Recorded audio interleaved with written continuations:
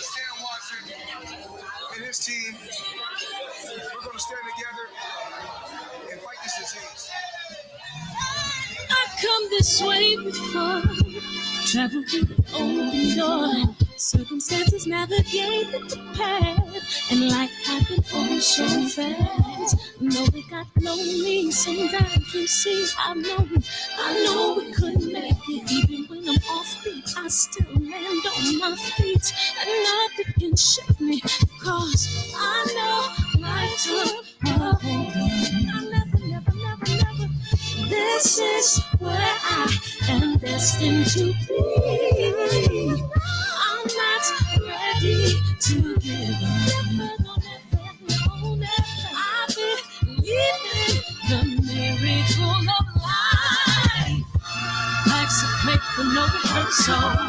Learn quickly, they'll come for your role. Games to play, can't take it personal, cause the devil is a liar. Telling you the truth, hey. It's all in what you do, hey. Some things you gotta do, hey. It's fight for millions, take a second, see the blessing in it. With much expected, much is given. Wanna make the living, now I'm giving back to children. Never let the power come first before your happiness, yes. You can be the best if you go the distance. Mix a little sweat with your persistence. You know that the best things are never instant. Just shine up, let them see your brilliance. Get up, open up your eyes now. It's the moment of truth. No backing down. We're bringing it through like, ooh. For the children, it's a given. You gotta give it, be a blessing. This my personal statement. Run the game like I'm aces. Learn to develop patience, determined to be the greatest. Yeah, bobbing and weaving, they changing up like the seasons. Indigenous to the grind, so I do it for all my people. Jabbing the competition, back up against the ropes. You fighting for recognition. I'm fighting just to promote equality where we lacking. While cancer slowing our road, I'm confident we'll make it. We focus on common goals. Yeah. Give back, give love, giving something away. Never give up, stand tall to fight another day. 2 toes, 2 feet, I stand on the ground. I'm going vassal and fight this final round. Life's a fight for no rehearsal. Learn quickly, they'll come for your role. Can't take it personal, cause the devil is a liar. Telling you the truth, hey. It's all in what you do, hey. Some things you gotta do, hey. Barbershop conversations, man. What it do, DB? What it do, DB? What it do, DB? What's up, Rob? What's up, Rob? Real rap, man. Where you at now? Where you at now, big homie? Melanated Alpha Lion David. What's up? Triple OG, Smokey, Rob, big homie, Coop.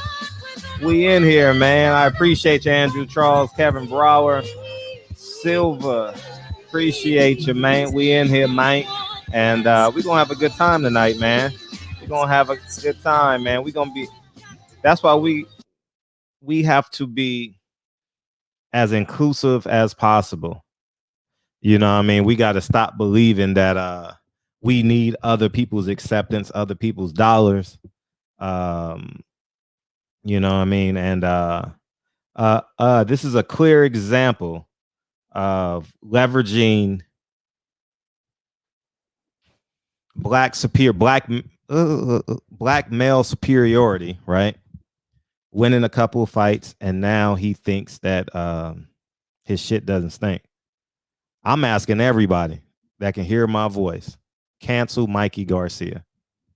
I'm tired of it. I remember covering a fight. I remember years ago, I heard someone, Ellie took down this video, if I'm not mistaken. I heard someone in the gym using Mayate. I heard Robert Garcia disrespecting Earl Spence girl when the lead up to the Mikey Garcia fight. And then one of the guys in the gym, I was trying to find it right now. One of the guys in the gym was like, oh no, she's a Latin girl. Okay, I'll like her now. I like her now. You know what I mean? I'm going to find that video. I'm going to find it. I'm gonna find it. And it's time, man. It's time. We don't need them.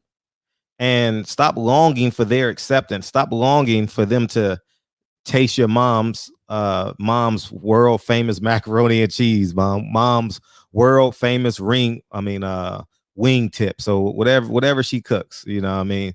We don't need them. You know what I mean? Mikey Garcia's net worth would be 70% less if it wasn't for the Errol Spence and Adrian Broner fight. You know, that Adrian Broner fight led him to Robert Easter and then to Errol Spence, which he's the only fight in modern day boxing, him and Triple G, to get a payday off a loss. You know what I mean? So we gotta you know what I mean, we got to start, man. And it starts with the black male. You know what I mean? It starts with the black male. And I'm encouraging everybody, don't support Mikey Garcia. I don't give a fuck. They gonna yell at me, they gonna curse at me, they gonna want to fight me. I don't care. Don't support him. Don't support Mikey Garcia. Because how many times we gonna let him get away with it? How many times we gonna let Mikey Garcia and the Garcias get away with racist comments, racist actions? How many times? How many times we just gonna sit there and say, it's okay, he didn't mean it? Enough is enough. Enough is enough. All right. And I'm gonna lead the way. And irony about it is I'm not mad at all. I'm not. Because the less cargo you got on, the faster you can go. It's not even we just don't care. It's not even a boycott. We just don't care. You understand what I'm saying? And I'm encouraging. I'm about to put them in the Eddie Hearn and Paula Malignaggi folder on this channel. That's it. That's it. That's it. It's a wrap. It's a wrap for them on this channel. It's a wrap.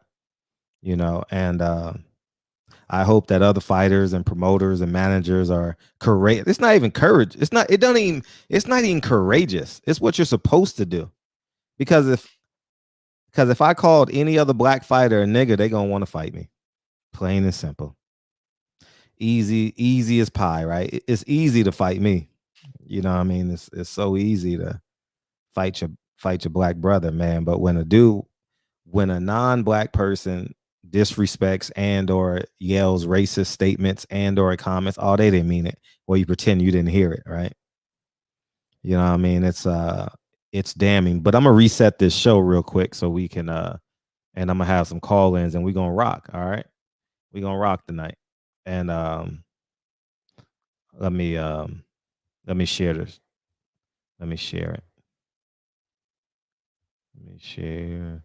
And make sure y'all go follow me on Instagram. Go follow me on Instagram. All right. This is two or 3 years ago when the Adrian Broner fight, right? This is the Adrian Broner fight. Mikey Garcia. I gotta ask you, since you put it up on your Instagram, what was your thoughts on you putting up the picture of him being Donkey Kong? You gotta move out the way, man. Where are we gonna move, man? Hey, man, I'm over here working. You gotta move out the way. You see they running from it, right? They didn't think okay. You know we go back, Robert. Yeah, you already know. No, so I mean you put it up on your Instagram, so I just want to get a response. Did you get offended? Huh? Did you get offended? Well, yeah, I was personally offended. I'm not gonna lie. He's laughing. Did you Why you get offended? Why? Get the fuck out of here? I mean, if you're asking me the question, you know I gotta ask you, since you put it up on your Instagram, what was your thoughts on you putting up the picture of him being Donkey Kong? You gotta move. See, they didn't think Dante was gonna get on the elevator with him, and you can see like they were trying to build some momentum behind him, like trying to bully Dante. You can see it. You know what I mean? You can see it. It was all the Garcia family, you know, and yeah, they were trying to build momentum. I'm glad Dante had the courage to stick it out. You know, he was literally behind enemy lines, you know what I mean? So that was courtesy of Dante. And we let that shit slide. Man, we let that shit slide. And you know we also let slide. I did a video. I'm trying to find it. I did a video when Robert Garcia disrespected Errol Spence girl. You know what he said? I didn't say it. The motherfucker said I didn't say it. And I quoted him. on a video. I didn't say that, you know. So I'm completely done. We're gonna open up the phone lines in a second, but I want to play what he said this week. He said this week. I'm gonna play that. What he said this week. I don't need no new friend, y'all, and you probably don't at 40 neither. Lately, he's been riding horses. He's been shooting guns. Spence? Yeah, you can invite him over to shoot guns too. Doesn't have to drive. Oh, You're a fucking dick. You're a dick. What? You're a fucking right? You don't know how to. Lately, he's been riding horses. He's been shooting guns. Spence? Yeah, you can invite him over to shoot guns too. Doesn't have to drive. Oh, you're a fucking dick. You're a dick. What? You're a fucking right?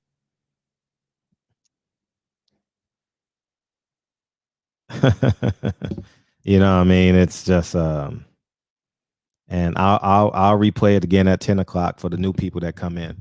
But it's time we start drawing the line in life and in boxing. You know what I mean? Just draw the line. You ain't gotta, you know what? You ain't gotta hate them. Don't spend your life hating them.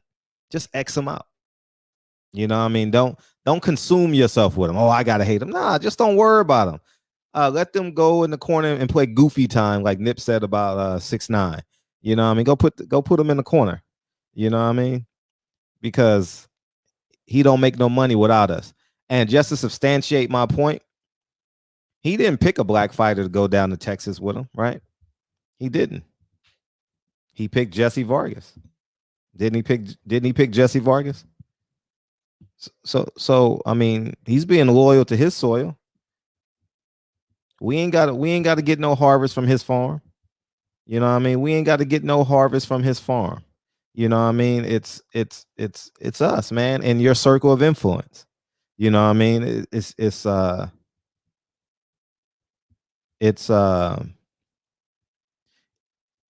your circle of influence. You know what I mean?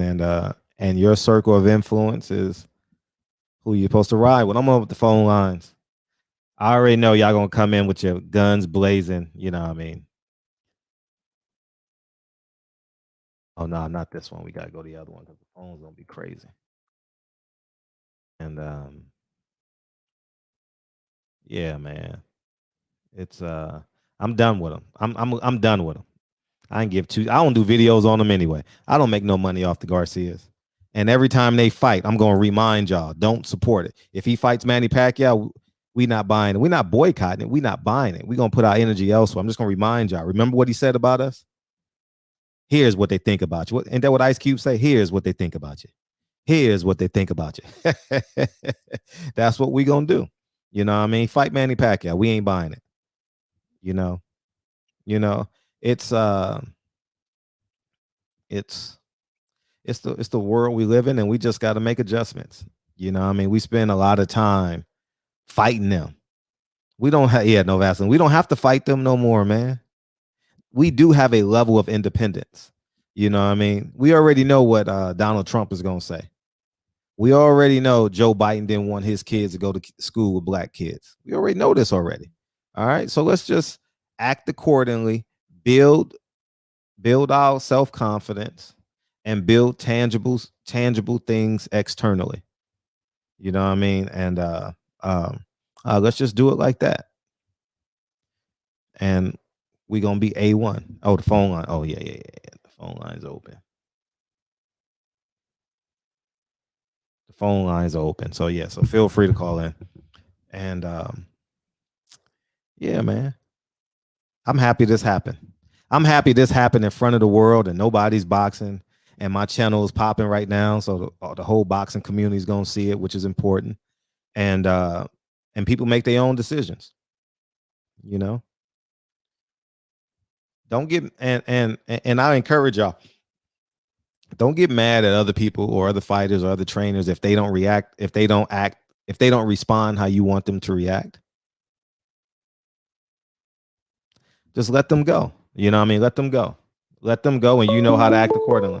Praise like Jesus, play like Moses. What's up, 202?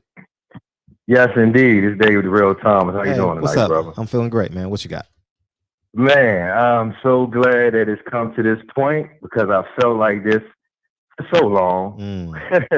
I felt like this for so long when it got to do with my whole thing is that I don't understand why they don't understand that we are like the number one consumers in this sport. I don't know why they don't get that for some reason. Nobody gets that, and I've been felt this way. And I mean I only support black American fighters anyway. Say what you want about me, that's my choice and that's what I do. So I feel like, yeah, that's what I feel as far as when the Mikey fights come up. Don't support them, don't watch them, don't pay your money to pay-per-views and none of that, because he made all 5 backs in that Spence fight. He made, so they try to make it seem like, well, he sold the fight and all this and that, and we played no part in it, and none of that is true. And I said there, and before the LBC, before the LBC, I had to watch other stages before I came in contact with you all. So I used to watch Ellie, and I used to already see these things over the last couple of years, actually, even before the bone and all these little innuendos I was seeing, and these like racial type things that was going on. So I've been like this, always been like this. And I totally agree with you as far as not watching the fights, as far as not the pay-per-views, and see how he feel. And I feel that way about him, Canelo, any of them that got a problem with the black fans or our fighters. Mikey been saying slick shit for the longest. I don't know, Spence. I swear I wish Spence would have buried this guy, man. This guy, he talking all this trash because he made it 12 rounds, he survived. And now he acting like he's the big shit. He beat a few black fighters. For some reason, like black fight fans say, some reason they got some type of little competition with us that we don't know about. Yeah. But they got some type of competition going on with us, this little superiority thing. And man, Mikey ain't do nothing until about a year ago, a year or so ago, year or two ago. That's the only time Mikey really even did anything. He had 35 fights, man. I mean, his career wasn't even really, it wasn't even shit for real like that. Till just recently, actually, when he got a chance to fight these fighters, that we supported those fights because who he was fighting, not because of him. That's what you got to understand. And some reason he don't understand that. So, damn, we lost you. Damn. Fell off. Or you going through a dark area? Yeah, you probably went through a dark area. But yeah, man, don't support them. I'm standing in the front of the line. Don't support them. You know what I mean? And truth be told, I'm not really inspired to even go to these fights anymore. You know what I'm saying? Like, I'm not. I was talking to somebody today. I'm not inspired, man. You know what I mean? Quarantine just told me, man, instead of spending that money on airfare, man, just keep on building your platform. That couple of $1,000s I was spending at fights and shit, invest that shit and put that shit back in. You know what I mean? And that's the reality of it, man. You know what I mean? Everyone enjoys coming to the barbershop, man. It's because of y'all. They love the interaction. They like how the conversation flows and shit. And we're building something special over here. And but yeah, man, Mikey Garcia, Robert Garcia, all of them, dog, all of them. Let them feel the emptiness. You know what I mean? Let them feel the emptiness. They deserve it. They deserve it. They literally deserve it. They deserve not to have our support. How many times, Mike? How many slicks has a Garcia said over the last 6, 7, 8 years? You know what I mean? There was nothing wrong with what Paul Malignaggi said, Robert Garcia said last 2 weeks, 3 weeks ago. It's time. It's time. And it's an opportune time now where people are really, really proud to be black and standing tall. And I encourage you. Don't step out of yourself now. You may have to, to aspire to be great, but you ain't got to call them out their name. Just let them stay in the corner and have goofy time together. You know what I mean? They really don't. They ain't selling no They ain't no draw. You know, let them go in goofy time. You know what I mean? That's, man, fuck them. They don't even train they don't even train black fighters. They have no aspiration. And they're very intentional about it. Very, very intentional. Very, very intentional about it. Remember last year when they had that run? When they had all those fights and they lost all of them? They lost all of them. Josecito Lopez. Oh, he was tough. He lost. He lost. Mikey Garcia, he didn't get knocked out. He lost. I really wish Earl would have beat the brakes off that Earl, man. Damn. You know what I mean? I wish he would have put his nose in the dirt. You know what I mean? Because he talking big shit. I mean, he is about as arrogant. Like Mikey's sitting down watching this live stream, smiling right now. You know what I mean? Smiling. For real, for real. I ain't lying.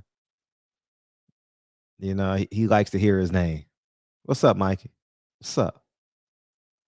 You know what I mean?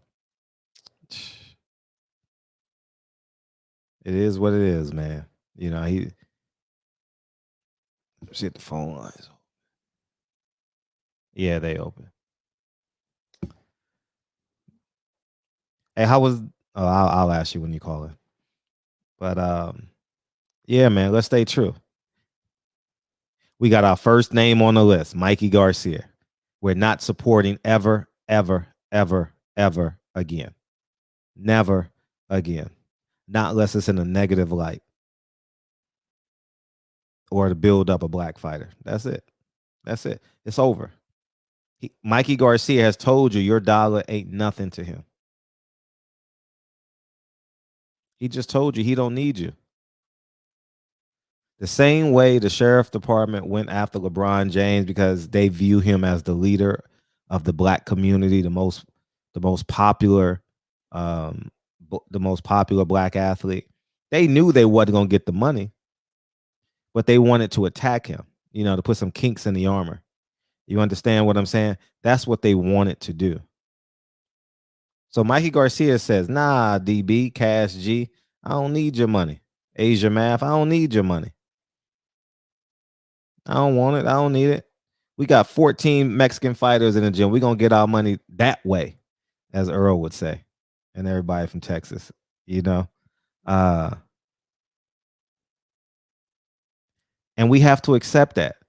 Stop going back trying to make a deal on loyalty or acceptance. Don't go back and be like, nah, man, let's talk about it.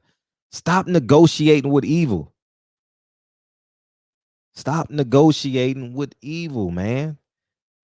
If the nigga say fuck you, it's fuck you. That's it.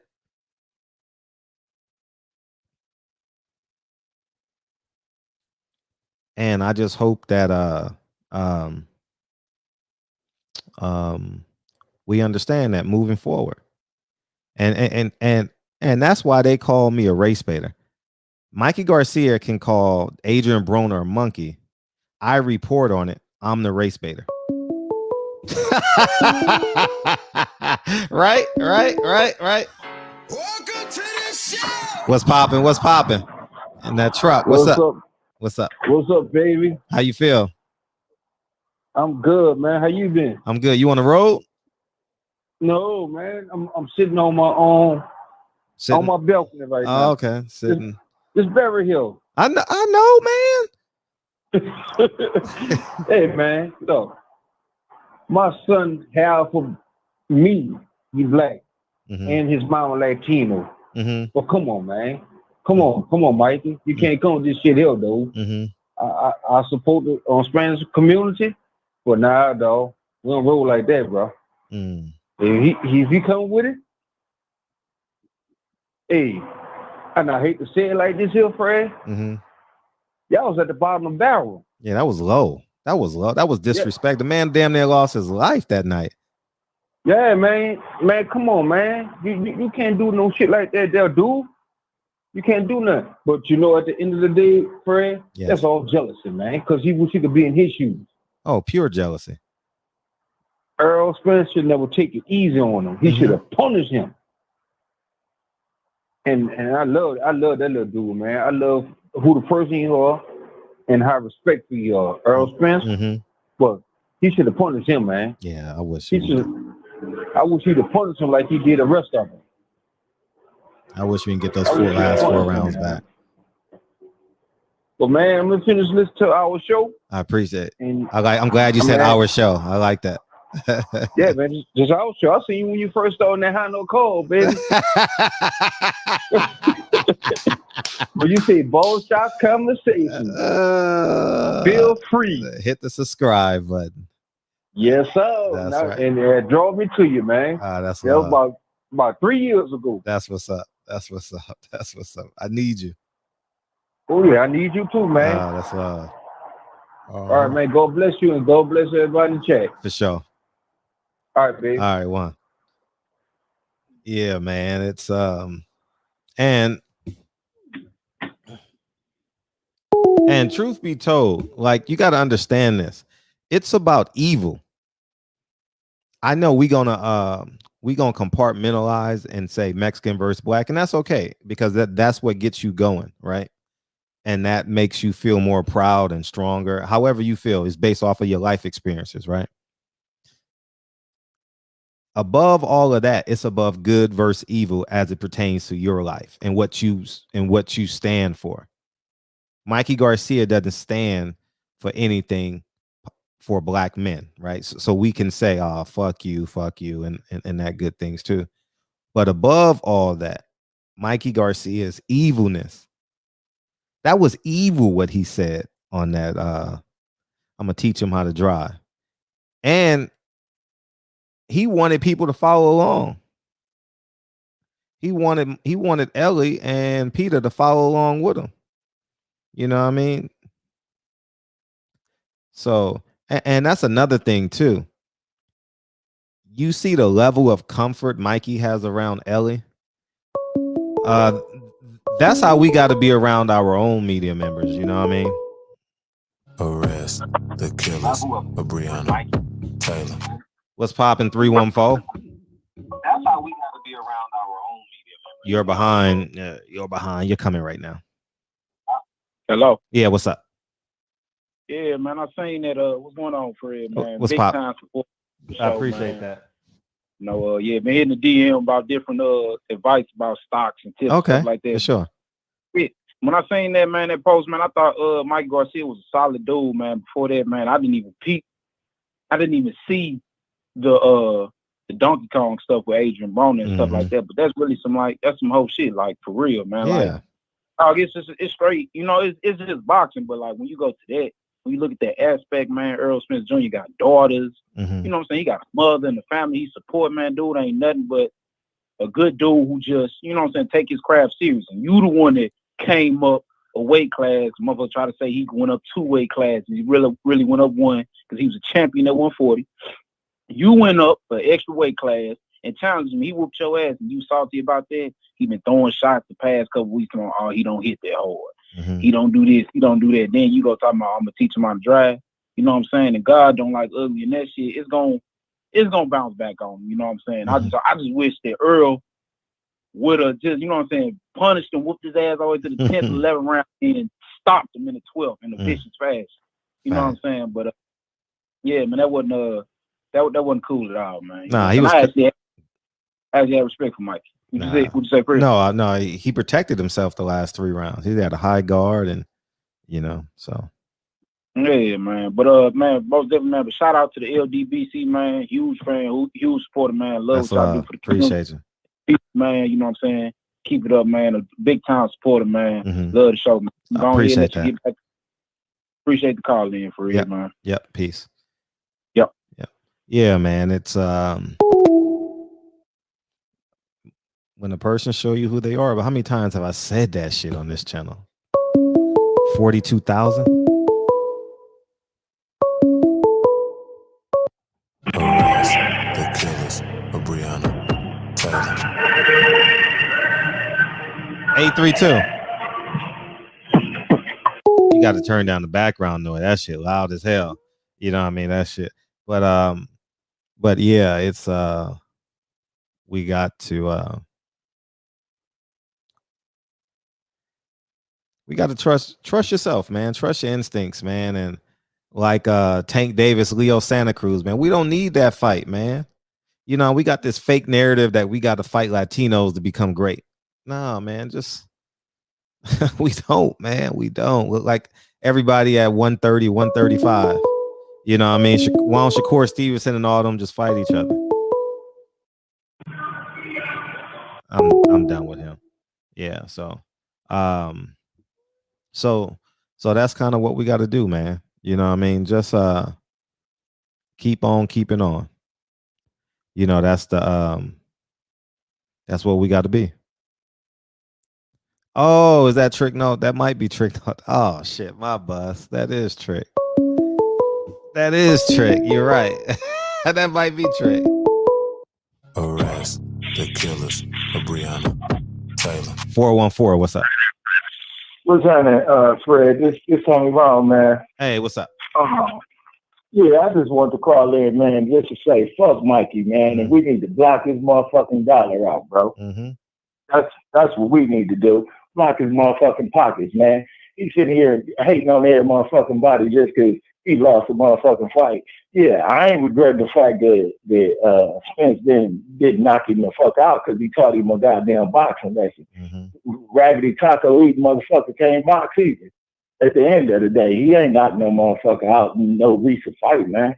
I just say fuck him, you know, and fuck what he's saying for, because at the end of the day, it seemed like Robert Garcia supporting the bullshit too, but he keeping his mouth closed. Oh, for sure.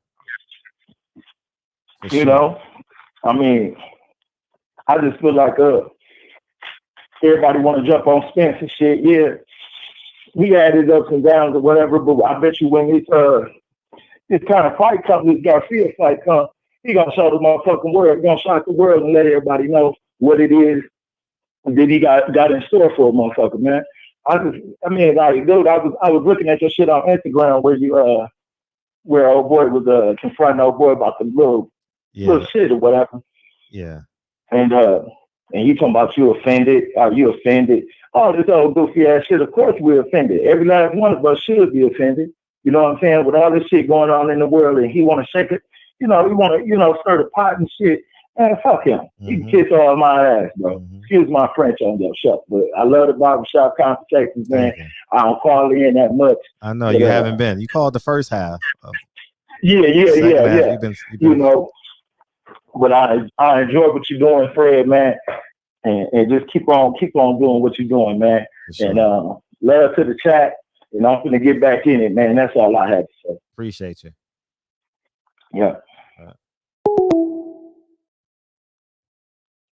Yeah, man, we got to start supporting us, man. That's why we need the Charlos to win next week, no matter how you feel about them. You know what I mean?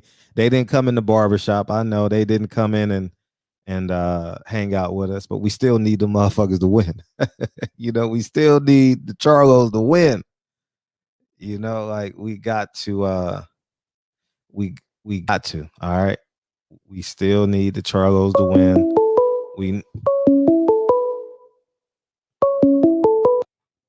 So, all you scared to death Negroes. Hey, what's up? Hey, what's up? We had another St. Louis in the house, 314. he didn't shout his name out. I want to see, did I know him? Yeah, but Garcia has been salty ever since Mayweather been stumped on Robert. And it's funny, that clip you played with Dante. I was a long time call-in on his show at that time. I think I called in that Sunday because he mainly did it on Sundays, yeah. Yeah, I just call in. My handle was True Lou at that time. Okay. So you go back and look at some of those videos. You heard me on there. Yeah, I remember that real clear. But yeah, I think it stems way back from the Mayweather days, and then when Mayweather started beating up on his fighters, you know, the guy was just salty. And he's still salty. You know, we want to support the Hispanic fighters, but now that's a no-go. That's a no-fly zone. So I mean, we can still support Hispanic fighters, but not them. No, we can't support them. Yeah, he on the X list. No, they done. Yeah, I've been seeing it. I kind of like been seeing it. And They canceled. Mikey Garcia. Canceled. Done. Yeah, right.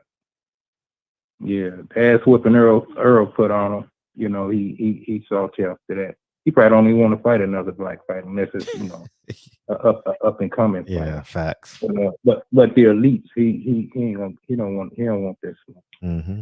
I hope Gary Russell called him out, so Gary Russell could put hands on him, get a decent little payday. But now he doesn't deserve the Pacquiao fight. You know, so shame on him. But something you said earlier, you say after 40 you don't need no new friends. I digress on that because I was making it was a I know okay. you know me. I come with the antagonist shit sometimes. But now salute to the comrades that I met on your platform. Beautiful brothers, beautiful kings, you know, real shit, stand up guys.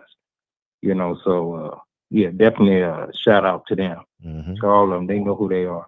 So real shit. Shout out to Terrence Bailey and our newfound business partnership. I ain't gonna get into the details. You know, if he want to speak on it, he can speak on it. But no, a real good sound group of guys. So it's real good and it's real refreshing to have brothers, you know, uniting in a positive movement. We get along. We argue, you know, just like when you met your friends back in grade school, you know, it start off with a fight. And then you're like, oh, okay, this nigga cool. You know what I'm saying? You know, and you forget about the dumb shit and, you know, we move forward. Yeah. You know, so that's cool. Did you check out the Fanon video yet? The one he did today? No, I didn't watch it. No, what did he do a video on? On the negotiations with the. Can you wrap it up? Can you wrap it up for me? Can you sum it up? I can because it's like you know I'm rocking with Gary as for the winner of the fight, but I still support the Haney's.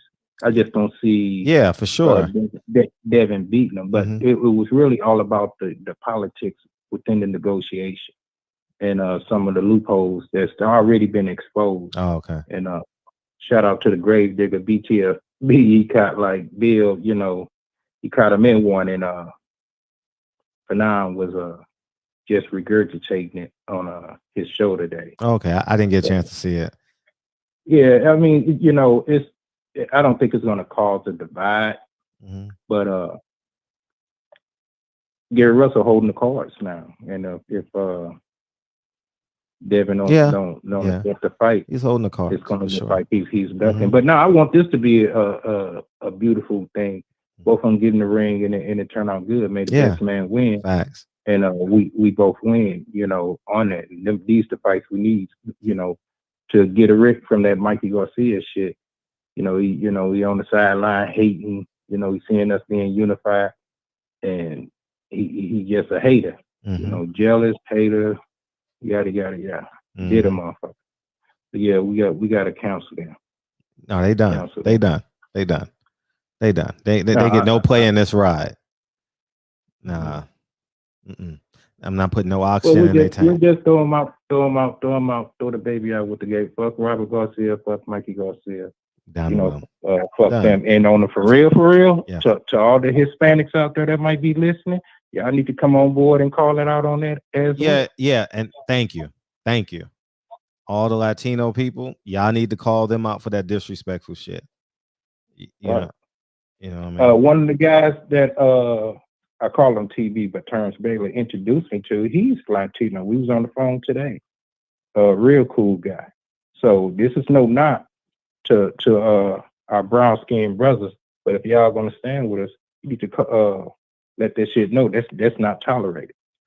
You know, we are supreme, we are excellence, and acknowledge that. We're not saying, you know, fuck y'all, but once again, you know, we're standing in our supreme era right now. Don't shit on us, because we not having it. You know, like you say, we'll cancel you real quick. So to all the Latinos and the Hispanics listening, y'all call in. Y'all have a voice on this as well. Yeah, facts. Show your support. Facts. You want us to support you? Facts. Call in and support. You know, you welcome. And if you want to come with the shit, because we cocked and loaded. But Damn, what the fuck? You're about to hang Damn, up. Fred. That's what you're about to do. No, no, not the Haney's. The Charlos. Yeah, Charlos gonna come through. I need them to win. I need the Charlos to win. I really need the Charlos to win. I'm saying they're gonna come to the Okay. barbershop. Oh, at some okay. point they will. It's not gonna be this promotion, but we still need them to win. Like we still need the motherfuckers to win, dog. I mean, we can't allow that to happen. I'm rooting for them heavy. Yeah, I have both of them winning. One more decisively than the other, but who's more decisively? Who do you have more decisively winning? Jamal, of course. Jamal. I think Charlos. I think Jamel's in for a tough one. Right. I think both of them are in for a tough one because that motherfucker Derevchenko, man. You know what I mean? He knows how to fight. He's not gonna get off his rocker. He's not gonna get off his rocker. He gonna. Both of them are in tough fights, dog. Both of them are in tough fights. I agree. But my prediction, I'm going on record. Jamal not going past 6. I hope not. Jamel, It's a tough fight for him. I think it's a tough fight. Yeah, tough fight. He could keep him honest push jab. Set up wicked right. He could catch him ducking like he caught Lubin real quick, and he could be over. But Jamal, I don't see that going past 6. Okay, I like that. Jamal's up first too, so that'll give Jamel some energy going into the fight. Yeah, sure will. But that's my time. Salute to my brothers out there and all the queens out there. Appreciate you calling in. Yeah, we canceling the Garcia. Peace, Garcia. Peace. You're done. You got kicked off the island. You've been voted off the island. And all our Hispanic brothers calling, let that be known. Where the Latino brothers at? Yeah, now it's time for y'all to call them out. You know what I mean? They ain't gonna call in. They ain't gonna call you. They on the clock. They on the clock, right? I'll have Lincoln come translate. He's speaking Spanish now. Okay. All right. Salute everybody. That's my time. All right, peace. We got DB in the chat. Eli, you up, man? What you got, man? What's good, Fred? What's up? Honestly, I think Mike is just doing like y'all were talking about it. He's just doing the reverse Mayweather. He's been doing it for the last 3 fights. He took AB. He couldn't talk that shit to sell them fights. He couldn't talk that shit that AB was gonna talk to sell that fight. He needed AB, and then off of that, he took Robert East. He can get a championship belt, and he already had the builder. So he just doing the same thing. Then he thought he was gonna pick Errol, but Errol beat his motherfucking ass. He been doing the little shit. He been doing the same little shit, and he took the route of Al Heyman because Al Heyman saved him from Bob Arum. But look what he did. Look how he repaid him. He went right back and went right over to Eddie Hearn and got with Jesse Vargas, and they made their own little payday off the back of what he had did with Spence. That's all he doing. And right now he hoping, praying for another fight with Spence, hoping he can lure him into an emotional decision. I'm gonna beat your ass. He'll take an ass whooping to get that payday. He would. He'll take an ass whooping to get that payday. He would. He wants another black fighter. He quit. He actually quit against her. The last 5 rounds, he was like, "Man, I can't win this fight." He can't win the fight. Crying. He was pouting. I was ringside. I was like 8 rows back, 7 rows back. He quit. He quit. Yeah. He quit, and he quit so much to the point where it affected him so emotionally that he wasn't nowhere to be found for months after that. I mean, your own daddy is like, I just need to throw in the towel. If it wasn't for pride, he would have told his dad, "I quit. I'm done. I sit right here. I'm done. Yeah, I'm good." I mean, that's just what it is. He just playing the old role. Mikey Garcia was no draw in boxing before he fought those 3 black fighters back to back. And strategically, he picked the right 3 fighters. True. Right, 3 fighters. But Bunny money was just right in the middle where he wasn't the most dangerous champion. He could take a belt off of him. AB was the mouthpiece, and Errol was the badass that, do I know what he really is? You found out he a goddamn dog. Yeah, he punished him. You know, it is what it is.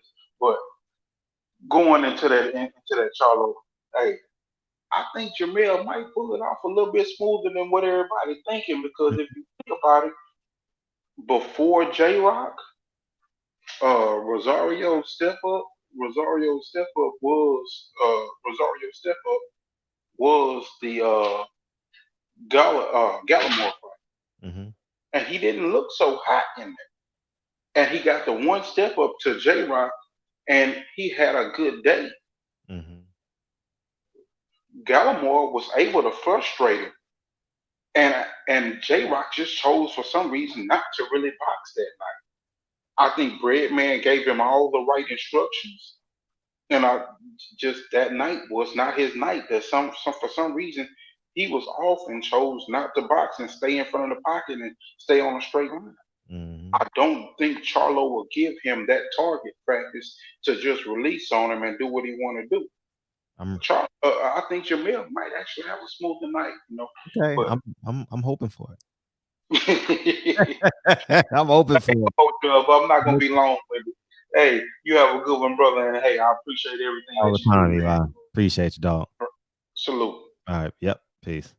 Yeah, man. I really need the Charlos to win, man, because I like their energy in boxing. You know, I still want them to come into the barbershop. Mike Weary, the great. Mikey Garcia is irrelevant. Don't expect anything more. Facts. Super irrelevant. Done. Finito. I don't even talk about him on my channel. So Arrest the killers of Breonna Taylor. What's up? What's up? What's up?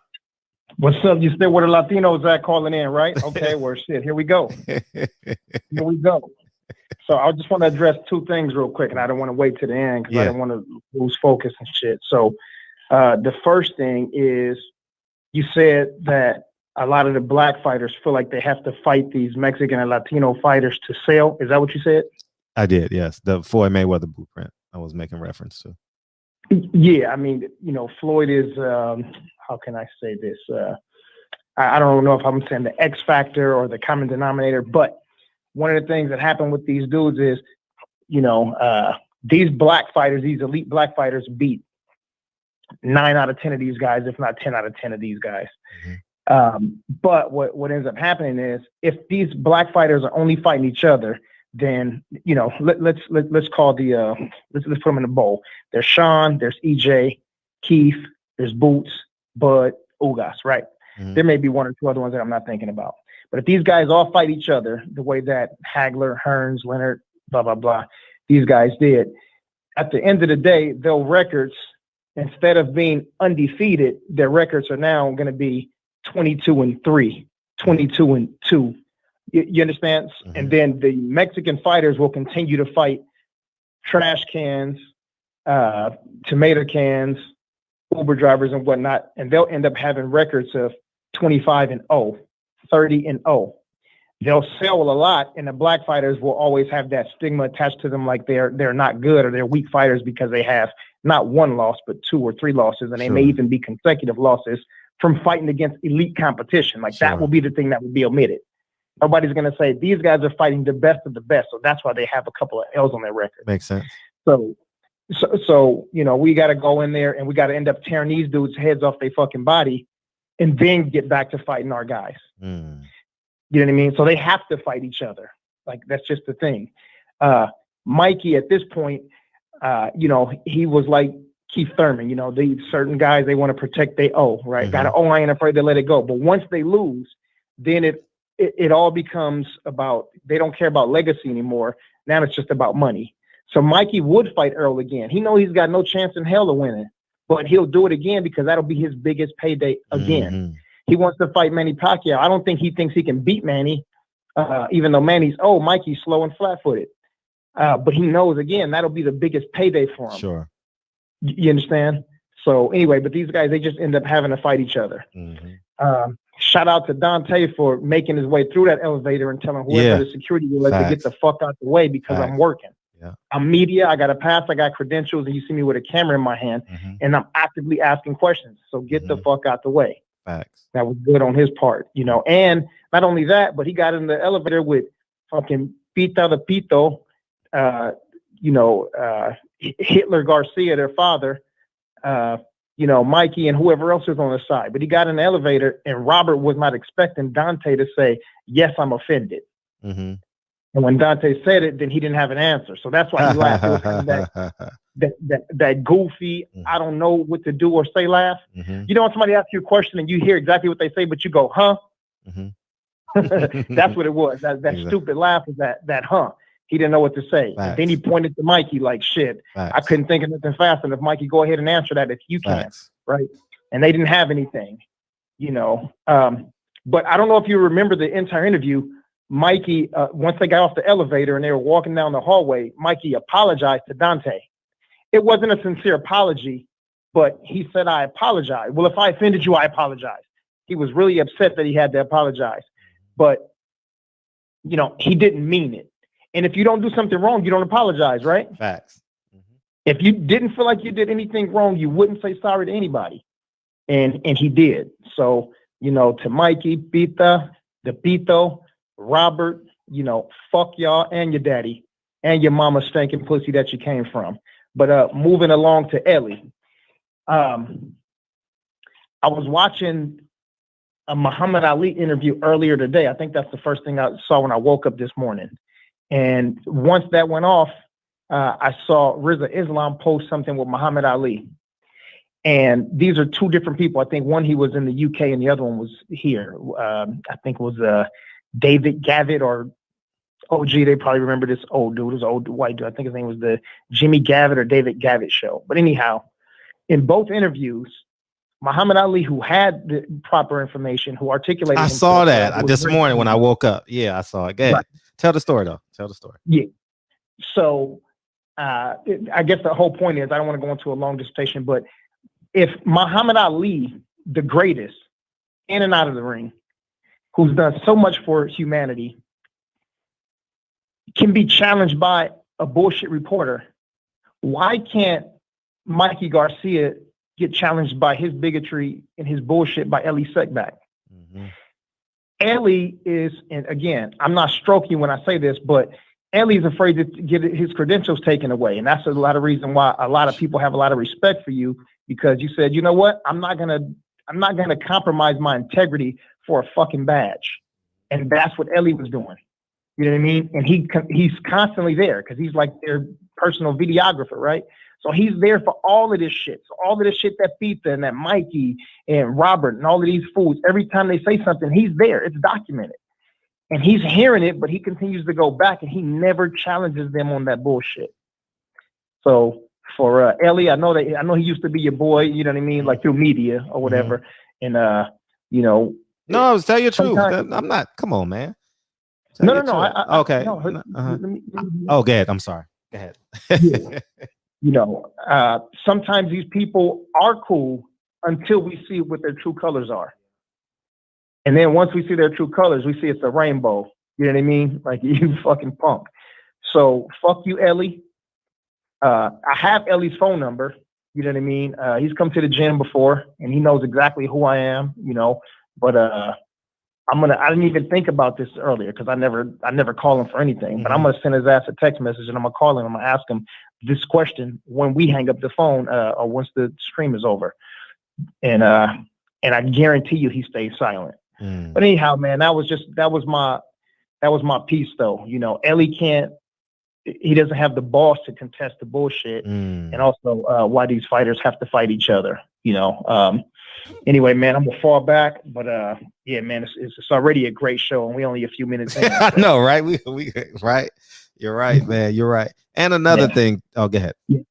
No, you can hang up. I was just ready to say, I would love to see Mikey get in the ring with any one of these dudes. I don't care if it's Weird Ugas, if it's Ponytail, if it's Young Boots, but I would love to see him get in the ring with somebody like Sean Porter and just get bullied and pushed around. Sean Porter would maul him. Sean Porter would maul his ass. Right. So, but he would never take one of those. No, he's a money fighter. He's going for the money. He's not. Sean Porter and him are pretty much the same. Yeah, Sean don't sell and he don't sell, and Facts. he'd get mauled. So get beat up for a regular payday. Yeah, but go ahead. What were you gonna say, Fred? No, I was gonna say about Floyd Mayweather. Think about this: his acceptance of the Mexican holidays, and shout out to the DM I just got. His acceptance of Cinco de Mayo and Mexican Independence Day furthered the fallacy that Mexicans dominate the financial market. If that was the case, then Canelo wouldn't be disputing Canelo's contract. Right. Last time I checked, Deontay Wilder got $30 million. So I mean, you know what I mean? Yeah. B&B Boxing said Ellie blocking me right now. He can. Like I said, I have his phone number, and I'll probably talk to him on the phone one time and text him maybe 3 or 4 times, and it hasn't been nothing in the last 3 or 4 years. So, I don't need him for anything. He doesn't do anything to enrich my life. So, yeah, he could fall off of a bridge today. Yeah. Yeah. That's why we just need to. I would have liked for Ellie just to interject something. You know what I mean? Like, hold up, it's not that it's a no-fly zone, but there's like a communal. You know what I mean? Like there's a community. Like a level of integrity, like valor. So you know what I mean. But that's his style. You know what I mean? Like you can't people not to be themselves. You understand what I'm saying? Yeah. So and that's just who he is. But if y'all would have saw that shit and he said that to me, see, but he wouldn't have said that to me though. He wouldn't have said that to me. He was like, "Oh, you a Spence fan?" He would have been mocking me being a Spence fan. So that would have been the conversation. Diversion tactic. Yeah, exactly. You ain't getting off on me on like that. On nobody though. Nobody. Like honestly, if a black fighter told me that, for real, like I would be like, hold up, like you can't talk like that. Like that's wrong. Like when Steve Kim was talking about Felix Verdejo, and he was like, man, that's the best thing he did. I'm like, huh? The fuck you talking about? That was when he got in the motorcycle accident. That was disgusting. Like it's just it's just human decorum, human decorum. It's but that was disgusting, man. That was a low blow. Yeah. And we don't buy his fights already. But now let's not even, I know they give viewership. Sometimes we get excited just because we love combat. We just love boxing and we just want to see what's happening, even though we didn't buy it. Shit, don't even stream it. You know what I'm saying? Like, just don't even give them that viewership. I have no desire to watch it. I have no desire. None. Right. Zero. Like none. Only way I'll watch him for real, if y'all DM me and be like, Mikey getting his ass beat. Then I might cut it off. But I have no desire to be like, oh, Mikey Garcia fighting? I don't give a fuck. Yeah, I think Nielsen stops the ratings and everything 2 or 3 minutes after the hour. So you can let the whole thing finish. You know what I mean? And you probably find it easier that way on YouTube anyway. Mm-hmm. You know what I'm saying? Yeah. But don't give them viewership. Don't give them dollars. Don't say their names outside of, exposing them for this bullshit that they come up with. Facts. And yeah, man, we keep it pushing and keep supporting our own. Anyway, man, I'm gonna fall back because I know somebody wanted to call in. Yeah. A lot of people done called in since you've been on the phone. But there's a Latino guy in the chat. He want to call in? Okay, cool. Yeah. I was hoping that he would have called when I was on the phone. I'm gonna get out here and do a little lightweight jog, and I didn't want to be caught off guard. What's his name? Mir. What was his name? The dude that was talking shit. Something. I think it was Johnny Ortiz. Oh, Johnny Ortiz. Yeah, have Mr. Ortiz call in. Yeah. Anyway, I'll be right here, brother. I'll talk to you in a minute. Appreciate you. Yeah. All right. Yeah. And don't forget, as I've been telling y'all all week, Erickson Lubin fights this Saturday. We got to support. He came into the barbershop, he and Coach Cunningham. So make sure y'all go support them on Showtime. I want to say 5 o'clock Pacific Standard Time, 6 o'clock Pacific Standard Time, somewhere in there, But yeah, we're going to check that out. And then next week, I know the Charlos, I'm holding the Charlos accountable. They know who I am. Y'all niggas need to come into the barbershop, and I'm still gonna support you. I'm still gonna buy the pay-per-view.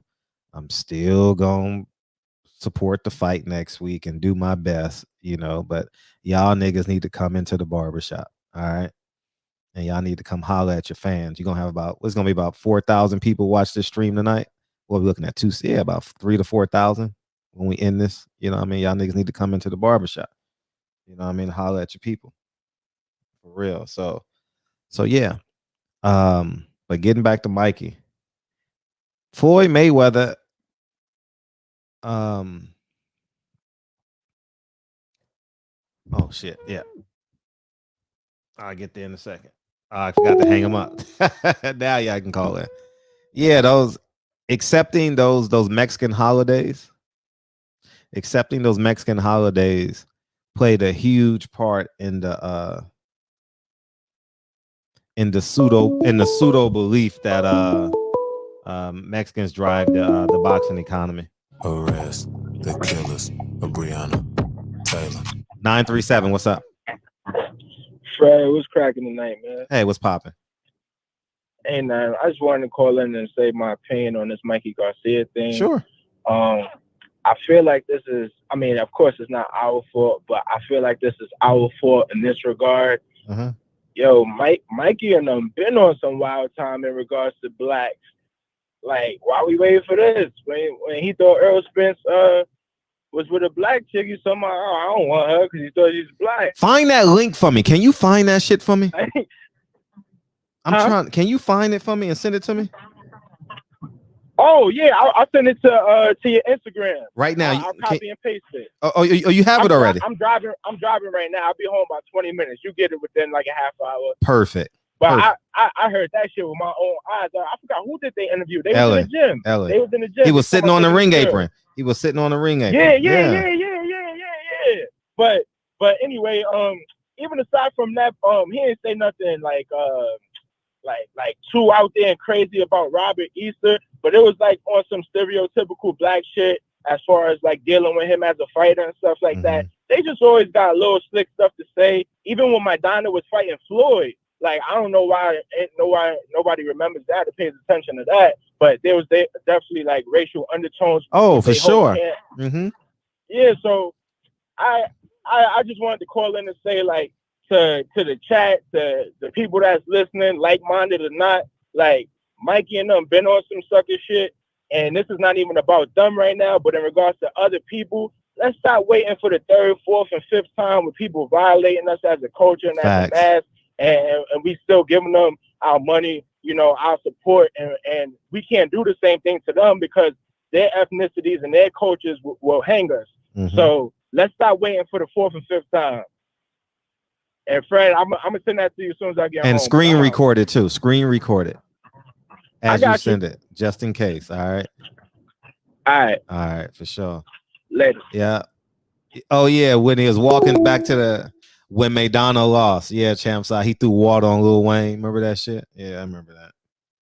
Yeah, man. It's yeah, we got him cornered now. We got him cornered because everybody is in the barbershop. Don't be fooled, nigga. Everybody watches this show. Everyone watches this show, so everyone's watching. Arrest. And I'm intentionally playing this shit. You know what I mean? What's up, 305? Where you going? Where you headed? I'm up here in Orlando, Florida tonight. Okay, that's what's up. Hey, look here, Fred. I think, me personally, I love boxing.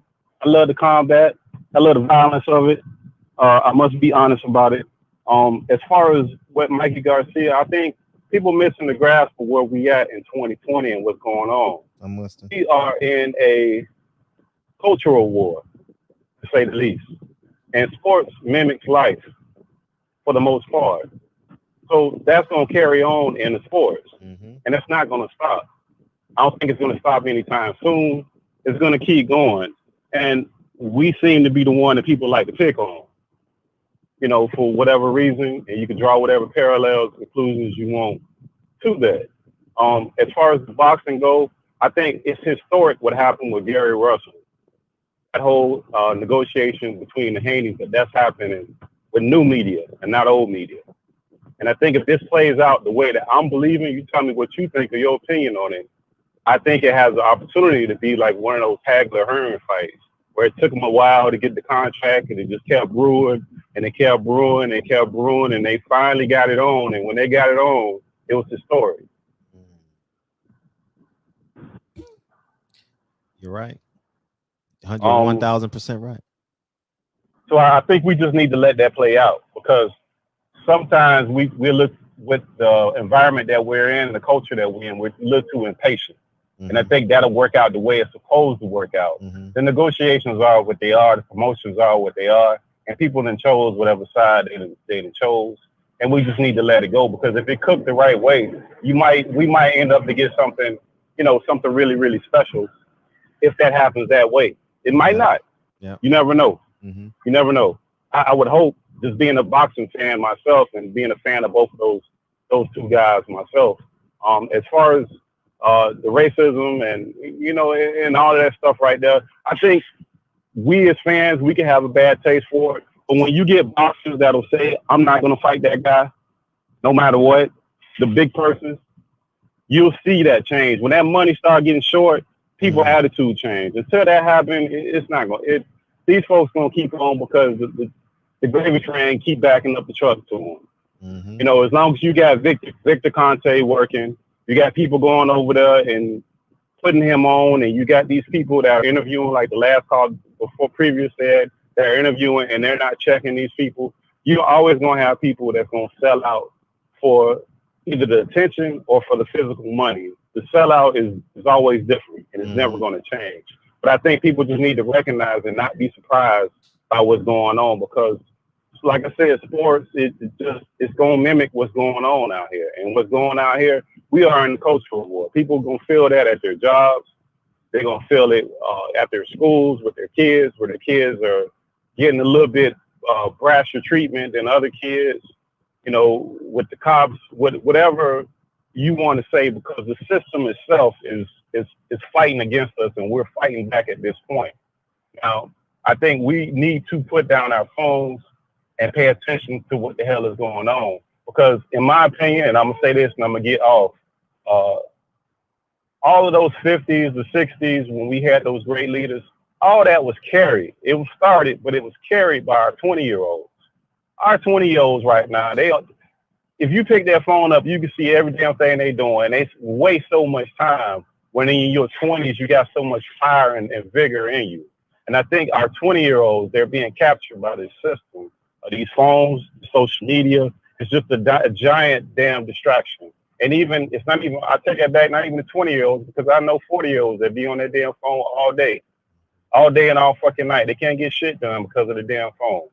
But I'm going to fall back, Fred. I appreciate the show, the boxing that you always bring, and the commentator that you bring, man. Oh, that's you still got to get that. Still got to get that subscription, Fred, man. I'm still waiting on that button, man. Yeah, for sure. I think it's coming. Put that button up, Fred. Waiting on that button over here, man, on YouTube, man. I got you. For sure. All right, Fred. Appreciate you. All right. Yep. Got Real Rap in here. What's up, Real Rap? Fred, what's good, my dude? How you doing? I'm good, man. What you got? Good, man. Salute to Barbershop Conversations. Salute to chat, man. Hey, everybody cooking. That last caller, I wish you would have went a little longer, man. because you was going in. I wish you would have went like another 5 minutes on the point he was making. And I forgot to tell you, I wanted to commend your barber, dog, because he finally fucking tapered the top of your beard, bro. It was at the top of your head. You see it? Yeah, he finally got it right, dog. Out the Nipsey, yeah, you see us, nigga. Yeah, man. Like you was out here play that right now. He was out here looking like Mr. T for a second. I'm glad your barber got you right, bro. Yeah, that was my first time going in 6 months. Man, he did. Hey, he did you right, bro. You know what I'm saying? But look, woman actually, but continue. That's even better. Excuse me. I forgot you live in LA. You know what I'm saying? Y'all do things a little different out there. Nah, I just don't like men touching me on my face and shit. You know. All right, I feel you. They say you never let a man touch your face. You're too close if he can touch your face. You know. Well, look, this is the thing, bro. What's up? Like, look, it's an unwritten rule. When you have a male barber, you never look your male barber in the eye.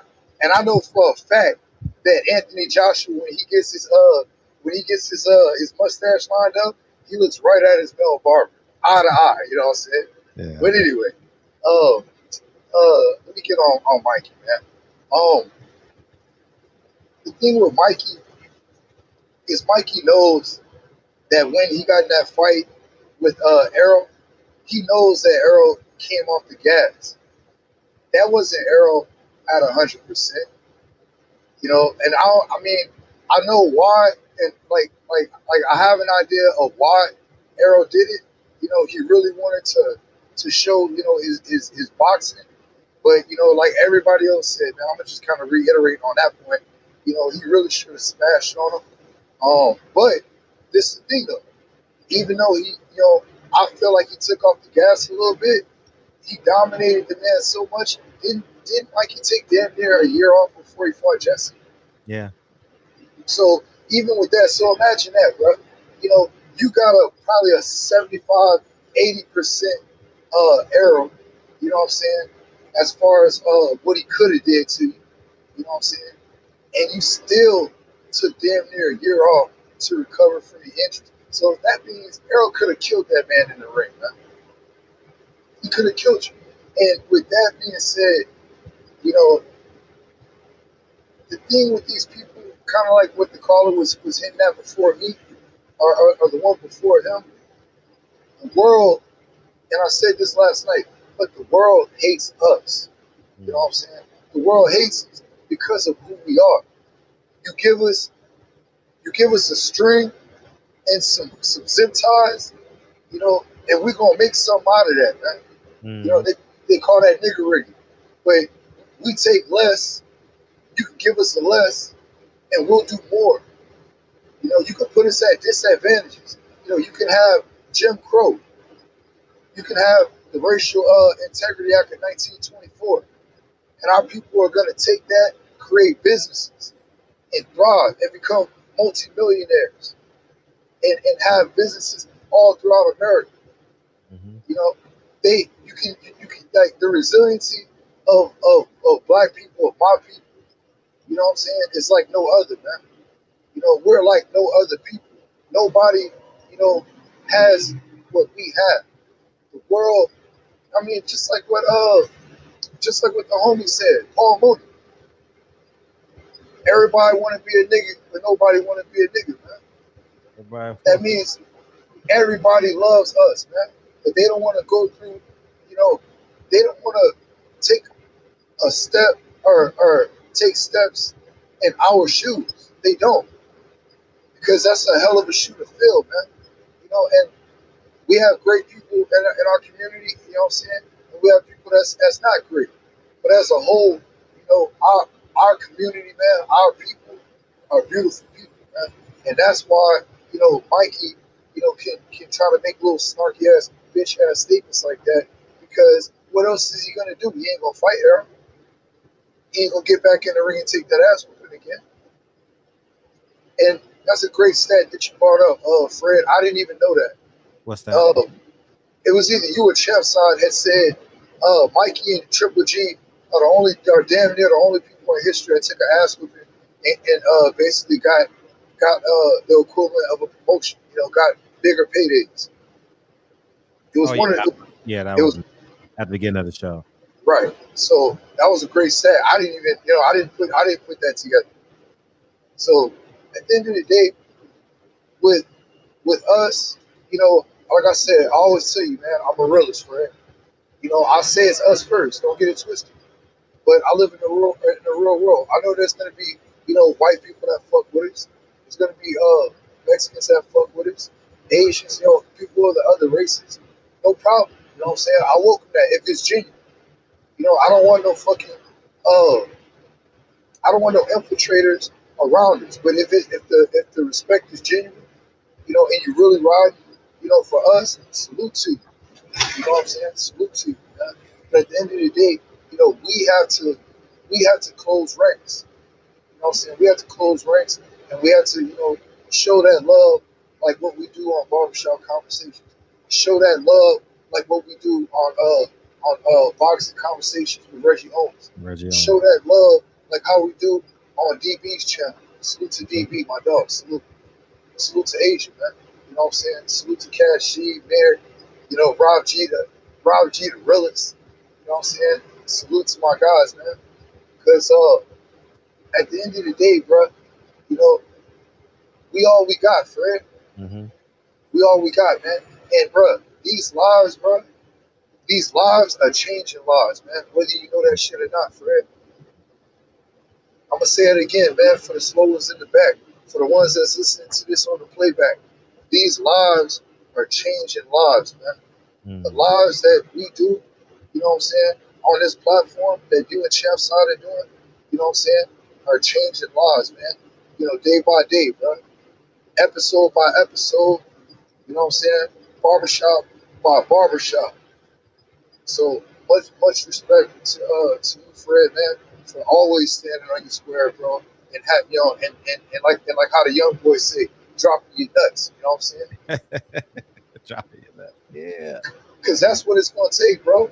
You know, it's gonna take us to drop our fucking nuts. Because look, like I said last night, I said the only thing that race soldiers respect is violence. But the only thing that people that hire race soldiers respect is money. Like for instance, with the networks, or excuse me, before I hit the network point, I'm at 12 points and I'm gone. We were talking on Champ's side about athletes being, you know, like that book, the $40 million slave. Mm-hmm. But it's the thing. I always tell people, you know, yes, these athletes today make a lot of money, no doubt. Mm-hmm. But the people that sign their checks have more money. And that's the thing that people don't realize or understand. They have a boss. Yes, they're multi-millionaires, you know what I'm saying? But they have a boss. And like I said, salute to Chef side, man. You know, anybody that's listening, go watch his playback. He had a dope live, man. Today, right? Yes. Like right before right before you came on. The thing with it, like he was breaking down Colin Kaepernick. The thing with it is, you have these guys, you know, basically part of what he was touching on is you've had people in our past that basically got broke, but they had all the fame in the world, but they didn't have the financial backing behind it. You know, and today you have the financial backing, but you don't have the impact of what we had in the past. Like I don't believe Malcolm X was a multi-millionaire. I don't believe Martin Luther King was a multi-millionaire. None of our scholars, our great teachers. But look at the impact that they had, Fred. Yep. That's why I said the caller that called before me, I wish you would have gave 5 more minutes because it's true, bro. That fucking cell phone is toxic, man. You know, even myself, I have to have like hiatuses off the cell phone because I do everything. I do my business, you know what I'm saying? Send my PDFs for my business, everything. You know, I get entertainment on my cell phone, but I have to take time away from that motherfucker, man, because you know it'll stop me and distract me doing what it is that I got to do. But look at today. Now guys have more money than ever, but they don't have the impact in the positive way, you know, that that our leaders from the 60s had. Like for instance, you know, I wanted Chairside to talk about it, but I'll talk about it, you know, since you gave me the platform. Influencers versus real leaders, Fred. You know what I'm saying? There's been different times and different eras that we've had real leaders. You know what I'm saying? And there's a slew of names. I don't even want to name any because I don't want to leave no names off. But just think about, to the chat, anybody listening on the playback, think about all the great scholars, all the great leaders that you respect, that you have major respect for. You know what I'm saying? That actually, you know, put it down for our community, for real. And now think of today. Look at Instagram. Look at people's bio where it says, I'm a social media influencer. A leader is going to guide you. A leader is going to nurture your goal, or excuse me, is going to nurture your talents, and it's going to help, you know, get you to be goal oriented or to line up your goals to make you better. Mm-hmm. An influencer is going to influence you to do some dumb shit. Mm-hmm. You know what I'm saying? Like going out there and buying all the goddamn toilet paper. You should be out there buying ammunition. You should be out there trying to get your permit for your guns. You should be out there trying to get you concealed carry. An influencer is going to be on fucking social media showing their ass. twerking, doing shit that has no relevance, making songs like WAP. That's what an influencer does. You know what I'm saying? Versus a real leader. That's why I say salute to the real queens, man. Patty Dean, Unique Dawn, Trisha, Lady T. You know what I'm saying? And all the other queens that come through. The real ones.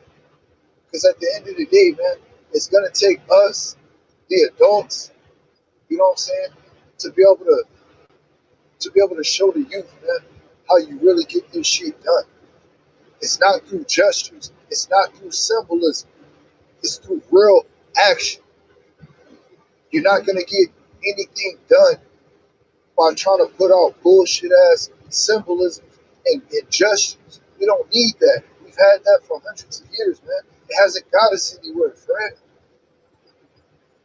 That's why I say, man, this live is changing lives. I swear to God, I'm not saying this because it's you, bro. Champ Side has changed my whole perspective, man. Fred of Barbershop Conversations has changed my whole perspective, man. 78 Sports TV has changed my whole perspective. BFTB has changed my whole perspective. Blue Blood, he has changed my whole perspective, man. These are the people that I enjoy listening to, man. These are leaders. These are people that went out and bet on themselves, man, and did something that I'm sure when you first started, Fred, you had no idea how big this shit was going to get, Fred. In all honesty, did you know? No, I just wanted to give black fighters a voice. I didn't know how. No, I didn't. No, I didn't. But look what you do, Fred. You get them on how to merchandise, on merch, on how to market themselves. You know what I'm saying? You be giving free game. I'll be watching your Patreon, bro. Bro, you know how much free game is on that man's Patreon? And look, Fred, I'm on my way home right now. I'm on I-49, bro. I'm about an hour and a half from my house. I'm about another 2 hours from New Orleans. So I'm gonna go drop this load off, go to my house. You know, I've been working off cash and shit. I turned off all my cars and shit. But I'm gonna go get a little disposable. I'm on my word. I'm going to your Patreon. You know what I'm saying? Because there's so much fucking game on that, man. But back to you, bro. You know what I'm saying? You telling these boxers, bro, you're not telling them, bro. You're advising. You're giving your perspective. And if they take that advice or not, it's $1 million worth of game for free.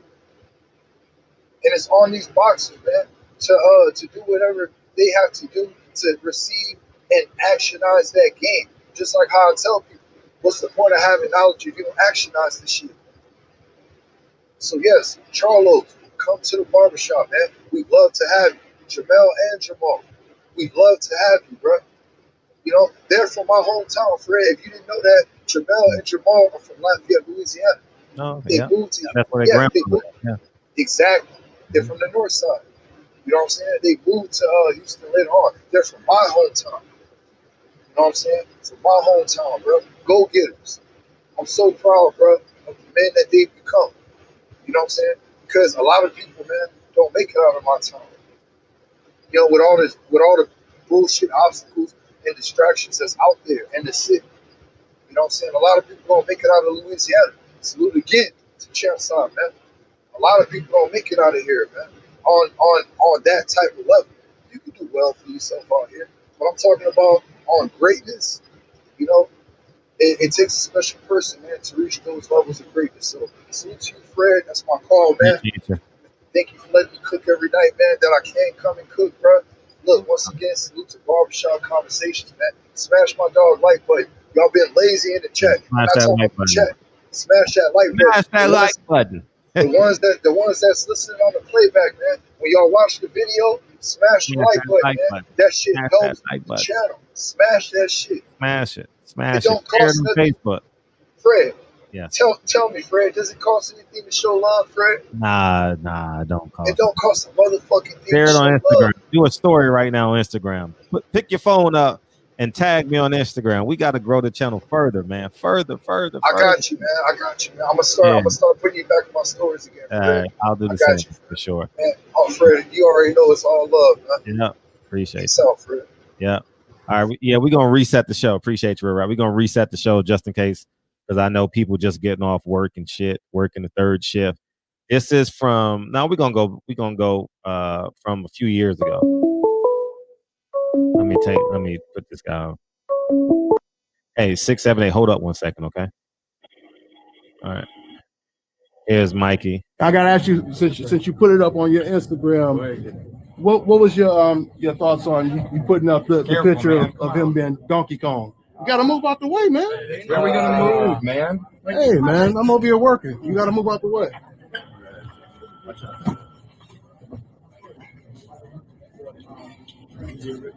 So, no, can I? You know we go back, Robert. Yeah, you already know. No, so I mean, you put it up on your Instagram, so I just want to get a response. Did you get offended? Huh? Did you get offended? Well, yeah, I was personally offended. I'm not gonna lie. I'm not. Why you get offended? Why? Because we know. I mean, if you're asking me the question, we know how. I gotta ask you since you put. All right. That's the monkey comment about Adrian Broner. This is yesterday. I mean, this week. Excuse me, this week. Lately, he's been riding horses. He's been shooting guns. Spence? Yeah, you can invite him over to shoot guns too. You don't know how to drive. Oh, you're a fucking dick. You're a dick. What? You're a fucking right? You don't know how to drive? Lately, he's been Teach riding him how to horses. He's been drive. shooting guns. Yeah, he needs to learn how to drive. You can invite him over to shoot guns too. You don't know how to drive. Oh, you're a fucking dick. You're a dick. What? You're a fucking right? You don't know how to drive? What? He don't know how to drive? Lately, he's been riding horses. What? He don't know how to drive? Yeah, okay. Real cute. What's up, 678? So I just want to reset the show. What's up, 678? What's going on, guys? Yeah, man, just calling here from Atlanta. Hey. Mexican over here. Just wanted to show support to you guys, man, because you know we don't all put up with that stuff that's going on, especially with Mikey. We've seen it for some years too. So I want you guys to know that we're not all supporting him and what he's doing, because you know he said it himself too. He's been fighting fights for the money bags, and that's about it. Yeah. So he's taking care of his face, taking care of everything, and he said it himself too. So he's cherry picking what he wants. So it's been what they said wasn't acceptable at all. Definitely like I said, not. I'm Mexican. So calling here from Atlanta, and like I said, we're here too. Some of them just, you know, we stay hidden mainly. Some of them can't, you know, the language barrier, but you know, we've been having these kind of problems for years, you know. Canelo, all our fighters really are being protected because of the money bags, and we're not about that. You know, it's been, you know, we've always wanted the best fights, the real fights. And if you've seen the last couple of years, our fighters aren't getting hurt. Our fighters aren't being challenged like they used to. Yeah, no, you're right. He's definitely after the money. He definitely want to get paid. You know what I mean? And he has a sense of arrogance about. He's listening right now. His team is listening. They got a sense of arrogance up there. You know what I mean? It exceeds far beyond that brown pride thing that they speak of and they wear proudly. And you have every right to be proud of your heritage, but that sense of arrogance and that like it's beyond the middle. That machismo is like bending way towards negative right now, you know, and it's and he just lost a complete fan base this week. I mean, that's a big loss for him. Yeah. Taking L's all over the place, and I think more L's are going to come his way. Keeping this way, but yeah, it's not right what he said. No, definitely not. The whole family really is not acceptable, because especially what's going on right now, we need to start bonding more together than trying to say really dumb stuff like this, where it's separating us already. If you know, they might not see it, but you know, for years now they put us brown versus black in these matches, and you know, and to be honest, usually, you know, they're looking for these matches for us to just make the money. But I think, and it's leadership too. I think on my brother's side, that you know, you guys got to understand too that what's going on is they're making you guys fight each other. It's like right now with Charlos. There's not 100% support with the Charlos. And I think that if there was, there'd be. It's a lot better that way. But I think they put that and they set you guys up like that to fight each other, and they did it to Broner. I mean, Broner was a very good fighter, but I think they put drama where you guys are fighting each other, and then the concentration's not there. Mayweather doesn't like, is fighting with Broner, and then it's just too much drama and fighting. I think everything just needs to be. We just got to concentrate again of what's really going on, especially like these comments said. We're just fighting each other when we shouldn't have to. Right on. Appreciate you calling in. Genuinely appreciate you calling in. Yep. Appreciate you calling in. Looking all the time. You heard that, Mikey? You heard that? That's one of your brothers. What's up, Trey? What it do, big homie? Yeah, man. It's he lost me forever. Forever. I mean, there's no return for me. My son not even gonna know how to pronounce my who the fuck's what Mikey spells their name with a Y anyway. You know what I mean? And why did Robert change his name to Roberto? Mikey, Brown Pride, your name should be named Miguel.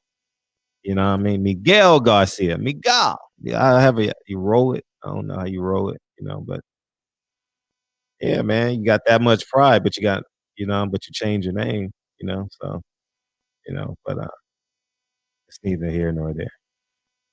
I'm totally done with him though. Done. DONE. I'm anxious to read the comment section of that video. You know what I mean? I'm anxious to read. I haven't. I didn't thought about it. Someone put it in the chat. But yeah. Oof. Yeah, man, it was just despicable what he did. Let me look. Yeah, the phone line's open. So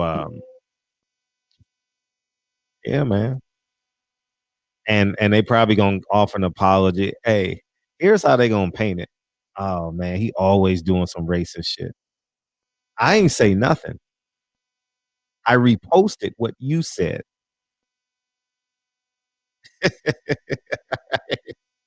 I reposted what you said. Oh man, he this, he that.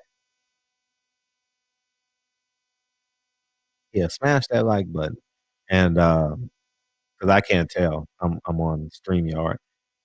I can't see the likes. But we making indentations, man. We got Paulie fired. What else? We got Gary Russell and Devin Haney popping. You know what I mean? Whatever we form Voltron on is what happened. You know what I'm saying? Whatever we form Voltron on, we get the results. That we got 180 likes. Good. Keep them coming. It's whatever we form Voltron on, we win. You know what I mean? A fist is strong, a punch is stronger than a slap, right? In theory, right? So yeah, show some love. Smash that like button, bitch. Yeah, smash that like button. So but I'm happy. I'm happy. And we're gonna keep on pushing this envelope. You're probably not gonna have a fight no time soon. I'm not supporting nothing up there. Nothing. Oh, Roberto Cortez is his real name, not Robert Garcia. Really? I didn't know that. I have no idea. I mean, they're just disgusting, man. Earl Spence damn near lost his life. As bad as you know what? This goes over a lot of people's heads because when you talk bad about a person, you just automatically assume they're talking about their mama and all that shit, right? Yeah, smash that like button. What's up? Wireless Bud Shop, man. Make sure y'all go check them out, man. It is his earbuds are 75% cheaper than Apple. 75% cheaper. And it's better. You know what I mean? And it's black owned. And you get a fist on your box. So make sure to go check them out. What the fuck did I just say? I just lost my train of thought.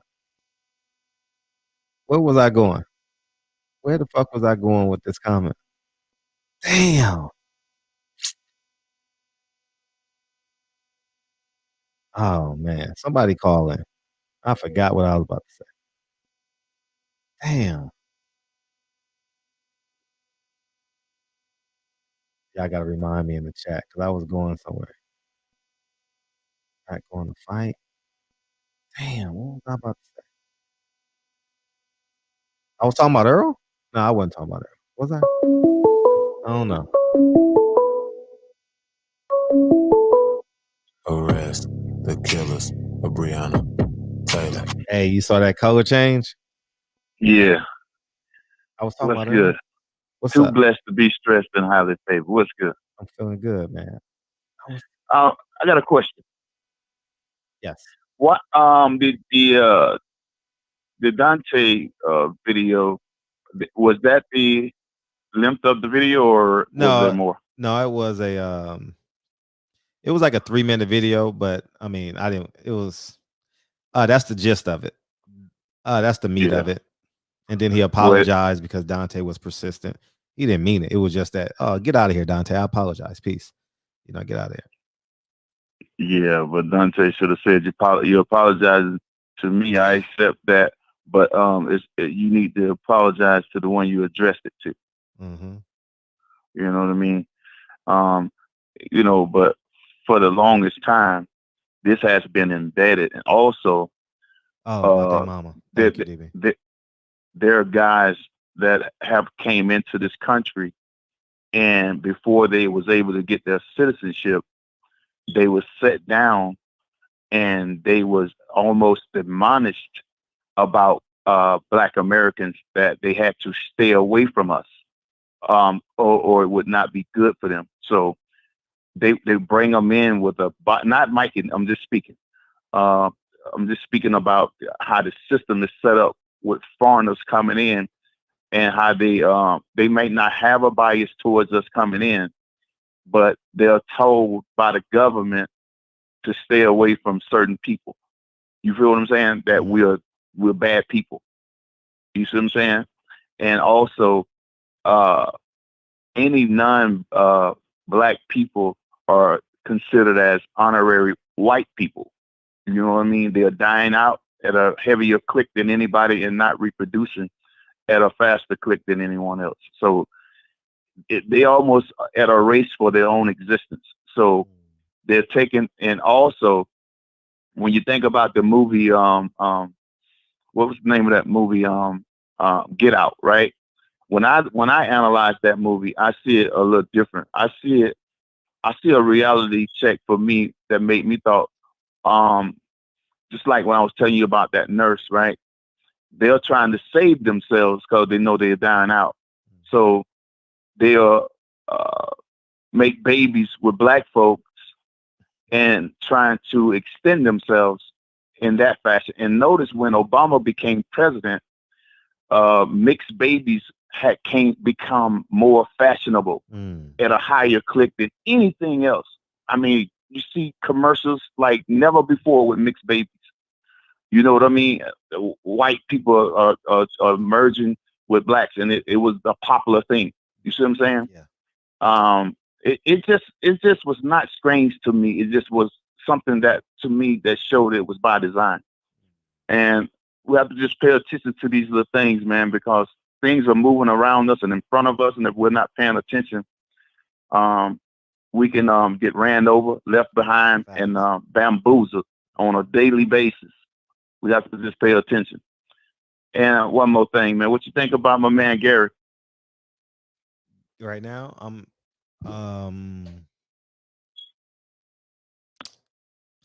he may have.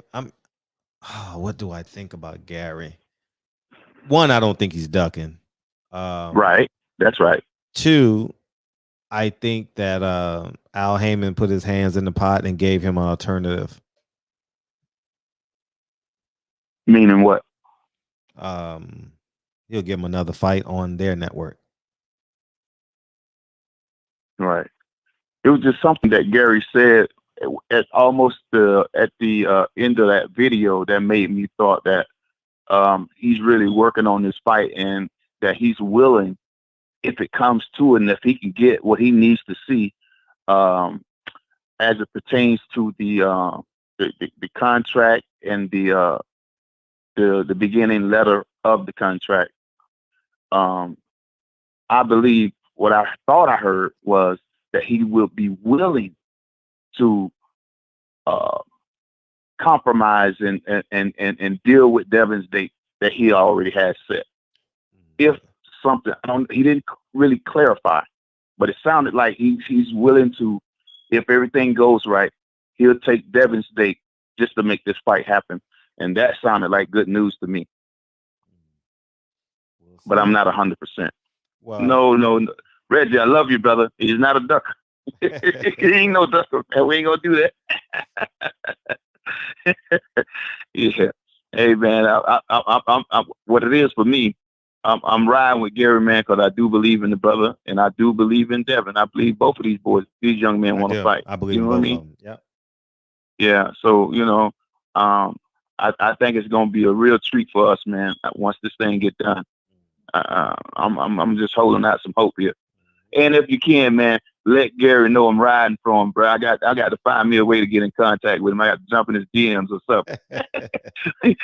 You know what I'm saying, bro? You can't leave me hanging over here, bro. We need you to. He showed up. He gave me a little, put a little hope in me, because I said that I wasn't gonna get back on H Money's platform until Gary shows back up on one of these videos and speak to us, bro. He did that. I appreciate that.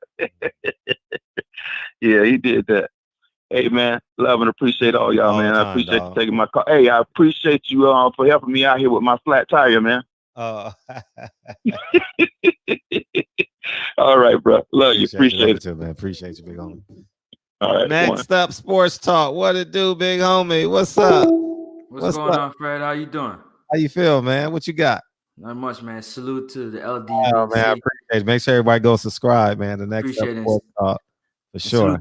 Salute to everybody in the barbershop tonight, man. Y'all doing a good job. I just got a few things. I had to go back and watch the fight. I did my research because this really annoyed me today when I seen you put out the video. I was highly annoyed. You seen what I put on your IG page? You know what I mean?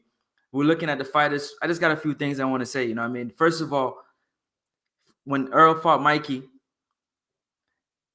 he was in a shell all night. He was in complete survival mode. I don't even know if he even left the dressing room. He came into the fight. He was slow. He was flat-footed. He didn't have no game fighting on the inside. His nose was bloody from the third round. They were calling for the fight to be stopped from his corner. I was wondering what exactly was Mikey doing. So, of course, if somebody beat your ass like that, you definitely going to have shit to say. You shouldn't really have anything to say because they'll do it again even worse the second time if given the opportunity. You know what I mean? Every time he gets, he takes a dig at Earl Spence. He's not the only one, because I remember Brian Kenny, the first interview Earl Spence had, Brian Kenny said, oh yeah, and remember to drive safe. What's up with all these comments with a brother that almost lost his life? He almost left his young daughters behind. And instead of having positive words to give him, you have smart remarks. I think that was very, very, very low of him. I went and watched the DBN interview. When he asked him, Mikey fessed up and said, you know what? I didn't mean to say what I said. But I'm looking at Robert Garcia, who was laughing, and he didn't have anything to say. So it's like, is this a sentiment that goes down throughout the whole family? Is this how they really feel about black people? I believe it. That really touched, because also I heard that he sprayed water at Lil Wayne in the back of one of the post fights when he was hanging outside Canelo's dressing room. That's really, really, really, really low. You know what I mean? And personally, as black people, we got to stand together. And I mean, that's our brother. Earl Spence is our brother. You know what I mean? He made a mistake. We all make mistakes. And definitely, that's funny. That's a funny one. Mike Word, a great ego clone. And definitely, I believe that, you know what I mean, he did a good job with putting it out there so everybody knows exactly what's going on. You know what I mean? I didn't really hear anybody else step up other than people in the LDBC step up and really stand behind Earl Spence. And I think that was a great thing. We got to really stand behind him. And when they're taking jabs like this, we definitely got to hold him down, man. I mean, he got dog walked. Mikey Garcia got dog walked for 12 rounds. Through 8 rounds, Earl looked bored. He was hitting his head like a speed bag. with jabs, double jabs, triple jabs. Like he just came to get a paycheck. He should really learn to shut his mouth. Because if he really wanted again, he gonna get stopped this time. That's a fact. You heard it here first. If they fight again, he gonna get stopped. I think Earl really wanted to prove to the world that I can fight going forward. I can fight going backwards. I can fight north, east and west. I can do it all. I can box on the inside. I can box at long range. He showed it. For all who was talking, saying Mikey is this great, superior boxer, he boxed it from pillar to post for 12 rounds. And it should have been stopped, in my personal opinion. Yeah. That's all I got. Big dog, keep on keeping on, man. Appreciate Keep on you, with man. the fight, man. You already Enjoy know what it is. T-Dot. You and T-Dot, right? You already know. Toronto, Canada, stand up. That's what's up, man. We appreciate All right. it. Homie. Appreciate it, man. All right, all the time, dog. Peace. Yep. H Money, what you got, big homie? What's up, 49? Fred? What's going on? You know me, I'm suited and booted. Gary Russell Jr., the biggest capper in boxing. Gary Russell Jr., the biggest ducker in boxing. Come on, man. Gary Russell don't want no smoke. Devin Haney put the pressure on him. Devin Haney exposed Gary Russell Jr. Come on, he doing a whole lot of talking. He doing a whole lot of barking, Fred, but no bite. He don't want to fight. You consistently come on this platform and do a great job every day, Fred. You always talk about black fighters fighting each other. This was a great opportunity to do what you were talking about, and Gary Russell backed out of the fight. Can we get some answers from you real quick? Because this is what you preach on this channel. I want to get some answers, Fred, please. Ask me the question. Gary Russell Jr. not fighting black fighters. And this was an opportunity for Gary Russell to fight his first black fighter. And he backed out the fight. I need serious answers. You know what I'm saying? Because I'm hearing a lot of excuses coming from certain YouTubers. You know what I mean? And I'm just going to be exact. Because you know me, I always been a straight shooter. I never beat around the bush. So I got to put a name on it. You know what I'm saying? You know who I'm talking about, right? I don't know. I have no idea what you're talking about. I'm talking about Fanon the Con artist. Fanon the Con.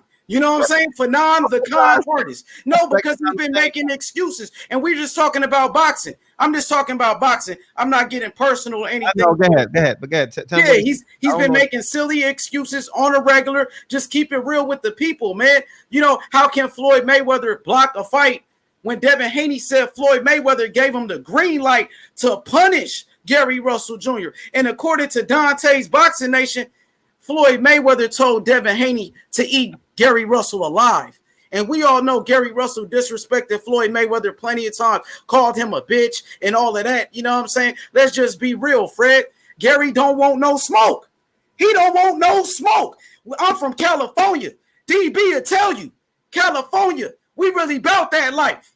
Really, really don't. Devin Haney from Oakland. Bill Haney is an OG from Oakland. We don't play that shit, man. We don't play that shit. So Gary was capping and acting when it came to Crawford, when it came to Broner, when it came to all these fighters. He said Devin Haney's name, and that's where he fucked up. That's where he fucked up, and that's where it stopped. That's why he hasn't been on Instagram. That's why he hasn't been on social media. That's why he's been quiet like a church mouse. So today he came through, and what he say? A whole lot of nothing. A whole lot of nothing today. You know what I'm saying? He didn't say anything about making a fight happen, nigga. You didn't say anything about sending the offer back, nigga. You made a whole bunch of bitch-ass excuses. You don't want to fight. You got your fans out here looking suspect. Your fans are turning against you on a regular. And shout outs to Reggie Owens with that spectacular video exposing Gary Russell, calling him a ducker. I appreciate you, Reggie Owens, for keeping it trill. You know what I'm saying? Yo, Fred, you gave this man until Tuesday, Wednesday, all the whole motherfucking week. The nigga still ain't trying to fight. You know what I'm saying? So, Gary Russell Jr., nigga, let your nuts hang, nigga. Let your motherfucking nuts hang, my nigga. Real talk. I know real niggas out there in D.C. Lamont Peterson, Barry Hunter, great trainers. Gary Russell making the city look bad. He making the city look bad. Sugar Ray Leonard, he from D.C., my nigga. Come on, bro. Devin Haney said he's the king of the DMV now. Team Haney. We undefeated, my nigga. H Money, I'm undefeated, nigga. Bill Haney, he's undefeated. Devin the Dream Haney, 24-0, 15 knockouts, undefeated. WBC lightweight champion of the world. Come on, Fred. This nigga talking about fighting Javier Fortuna to become a mandatory for Devin Haney. Why the fuck would you fight to become a mandatory when the champion is sending you an offer? This nigga's confused. This nigga's hustling backwards. Nigga, Fred, we been hoodwinked, bamboozled by Gary Russell Jr. Hoodwinked, bamboozled, all of that. My nigga, Mr. Cap. Nigga, Devin Haney gonna beat the cap out your ass, nigga. He gonna beat the cap out your ass. Mr. Cap, the Cat Man. Come on, my nigga. Gary Russell, what you got to show me? 32 years old. You been in boxing for a long time. All you got to show me, Johnny Gonzalez with 11 losses. Jojo Diaz, his only win against Tevin Farmer with 5 losses. Come on, my nigga, Tevin Farmer, who everybody said was a bum. When Tevin Farmer wanted to fight Tank Davis, everybody said he was a bum. Now, all of a sudden, oh, Jojo Diaz beat Tevin Farmer, so he's a good fighter. Y'all niggas sound like clowns. Fanon, the con artist, show up to the barbershop, nigga. Get out your comfort zone. This H-Money Mr. The Zone, nigga. I put pressure on fighters, my nigga. Real talk. Gary Russell, he's scared to come back to the barbershop, bro. He's scared to come back to the barbershop, nigga. That way. You know what it is. Keep the comments going. Nigga, I'm from South Central LA, my nigga. I'm in South Memphis, nigga. We don't play that shit, my nigga. Real talk. You know what it is. Devin Haney, the best fighter in the world. Devin Haney, the youngest champion since Mike Tyson. Devin Haney, the youngest champion to defend his WBC world title since Mike Tyson 30 years ago. Devin Haney, the 2019 Nevada Hall of Fame boxer, fighter of the year. Fighter of the year 2019, bro. That way. Got all the accolades. Gary Russell, man, let your nuts hang. Take the fight. Stop ducking the fade, nigga. You making DC look bad, nigga. You got my nigga Deacon 305, bro. He been defending you, and you let him down, bro. You let down everybody. Listen, Gary Russell, I know you're not going to let Devin Haney do you like this in front of everybody in the barbershop. I know you ain't going to let him do you like this. You got to say something. You got to do something. You must take this fight, Gary Russell. The pressure is on you. The pressure's on Gary Russell. Mr. Cat, Gary Russell Jr. He must take the fight. Hey, Fred, you know I appreciate it, man. You know what it is, nigga. That way, you know me, I'm suited and booted all times. Nigga, we stay strapped. You heard me? Real talk. Gang, gang. It's Haney time. Haney, Haney, Haney. Yes, sir, Fred. You know what it is. Gang, gang. I'm out. Appreciate you, man. Mike Weary the Great. Come to Philly and get that chain snatch. Yeah, I'm 49 cent ain't playing. It's Haney time. It's Haney time. I like when he say that shit. No, hey, I guess I'm gonna have to go watch Fanon's video, man. That's the second time it done came up today. I don't know. I didn't see it. I was sitting waiting for a motherfucking inspector. Hey, y'all want to hear the dog? I don't know if I can say this publicly because I lied. Hopefully none of my tenants are listening. Anyways, I had an inspection today, right? I had an inspection today, right? Oh, man, y'all gonna laugh at this shit. Y'all niggas gonna laugh at this shit.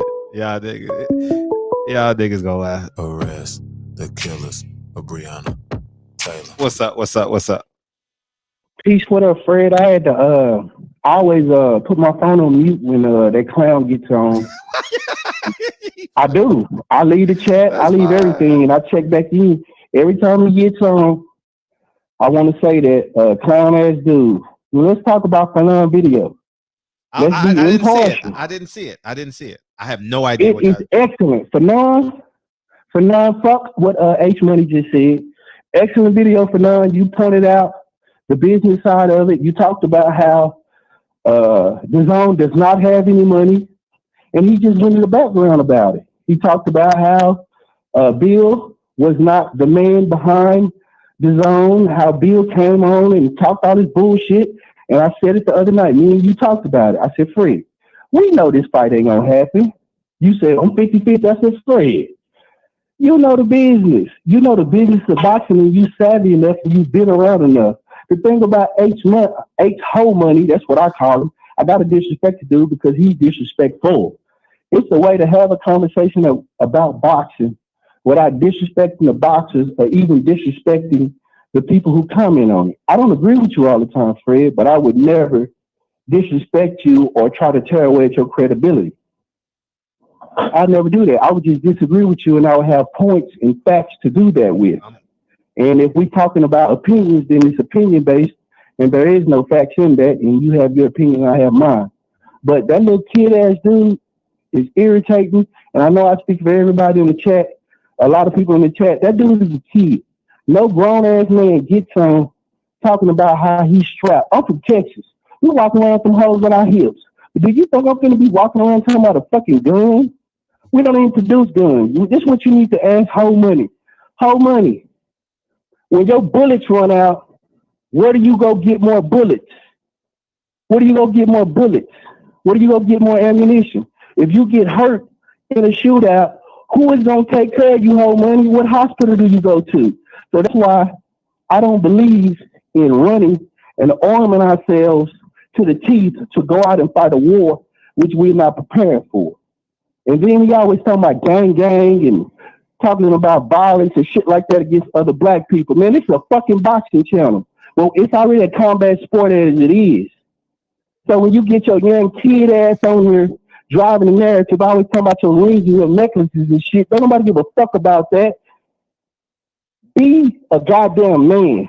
Say what you got to say and be done. You didn't have to disrespect Fanon. I don't agree with Fanon, but you didn't have to call him Fanon to this, Fanon to that. Man, that's disrespectful. And then you say you're not disrespecting them as a man, but you are. That's why I called him whole money. Your name ain't H money. I want to disrespect you. Your name whole money. But back to the topic. When it comes to Mikey, Fred, we just had this conversation the other night. We don't have any allies. None. We just talked about this. Reggie was talking about, we don't have any allies. How people show you that they are your allies is that they show you by the work they do, not by what they say. Just think about it. And I'm gonna leave it at this. I know I'm kind of long with it. I'm going, but I'm just pissed off because I get tired of watching this imbecilic shit. Okay, allies start like this. We make an agreement. John and Fred, I get off the phone, man. No, I'm laughing. I'm laughing. Oh, I thought you was young. I was like, man, I don't mean to bore you. I can't see you. But the points I want to make is we shouldn't expect people who don't have the same fight and have the same plight as us to sympathize and empathize with us. If they help us along the way, then that's fine. But we shouldn't be looking for this, and we shouldn't be thinking. There's no such thing as a black and brown coalition. No such thing. And I think we should do ourselves a favor and go look and see what W.E. Du Bois and Booker T. Washington said about immigration, how it would hurt black people if these people came over here and all this kind of stuff. And it sure enough happened. But that's all I want to say. I know I was rambling. I was just pissed off. And shout out to the third, man. Thank you, Fred, for your platform again, because you always equal and you let everybody get it out, even if you don't agree or you don't stand by it. So peace. Shout out to the third. Thank you, Fred. All the time. All the time. Peace, brother. That's Brandon, real rap. Call him B. Yeah, man. It's I'm gonna have to go watch that Fanon video because y'all talking about that shit. Arrest the You hear that? You hear that, Mikey? Arrest the killers of Mikey Garcia. What's up? What's up, Fred? It's Trick, man. I know, man. I know. I caught it late. They helped me in the chat. They're like, "Is that Trick?" Yeah, that's me, man. What's shaking, man? You know, I'm the only one gonna beatbox my intro, man. What's shaking? I'm good. I heard music though. That's why I was like, "Oh, this nigga trying to get." Oh, you know what? I was at the gym actually running on a treadmill, man. I was like, this nigga trying to get me a copyright strike. No, I was at the gym, man. Okay. What's shaking, man? How you doing? I appreciate you asking, man. How you doing? I'm great. Hey, I'm doing good, man. Everybody in the chat, what's up? Now, listen, Fred, I'm at the ride with H Money on this one here, man, because you know, I talked to a lot of legends behind the scenes up there in DC, some old fighters, man, and Gary Russell gonna have to take that fight. He making DC look bad now. Maybe you know something I don't know, but I know nothing. I know nothing. Huh? I know nothing. Okay, well, You got a smile. I'm looking at you, man. You got a smile on your face. No, I just love being in y'all presence. Right. But like I say, man, I talked to a few legends behind the scenes, man, and Gary Russell need to take this fight. It ain't looking good, man. Now, Reggie Owens, real talk. That's what I'm talking about. Hey, man, he gonna have to take the fight, man. We need this fight, man. We need this fight. So, I ain't gonna hold you long, man. Everybody, what's up, everybody in the chat room? Everybody. Oh, okay, all right. Yeah, I'm just looking, man. But yeah, man, he got to take the fight, man. Damn. I keep repeating myself, but I want to say something real quick, Fred. With the situation with Mikey Garcia and Earl Spence. That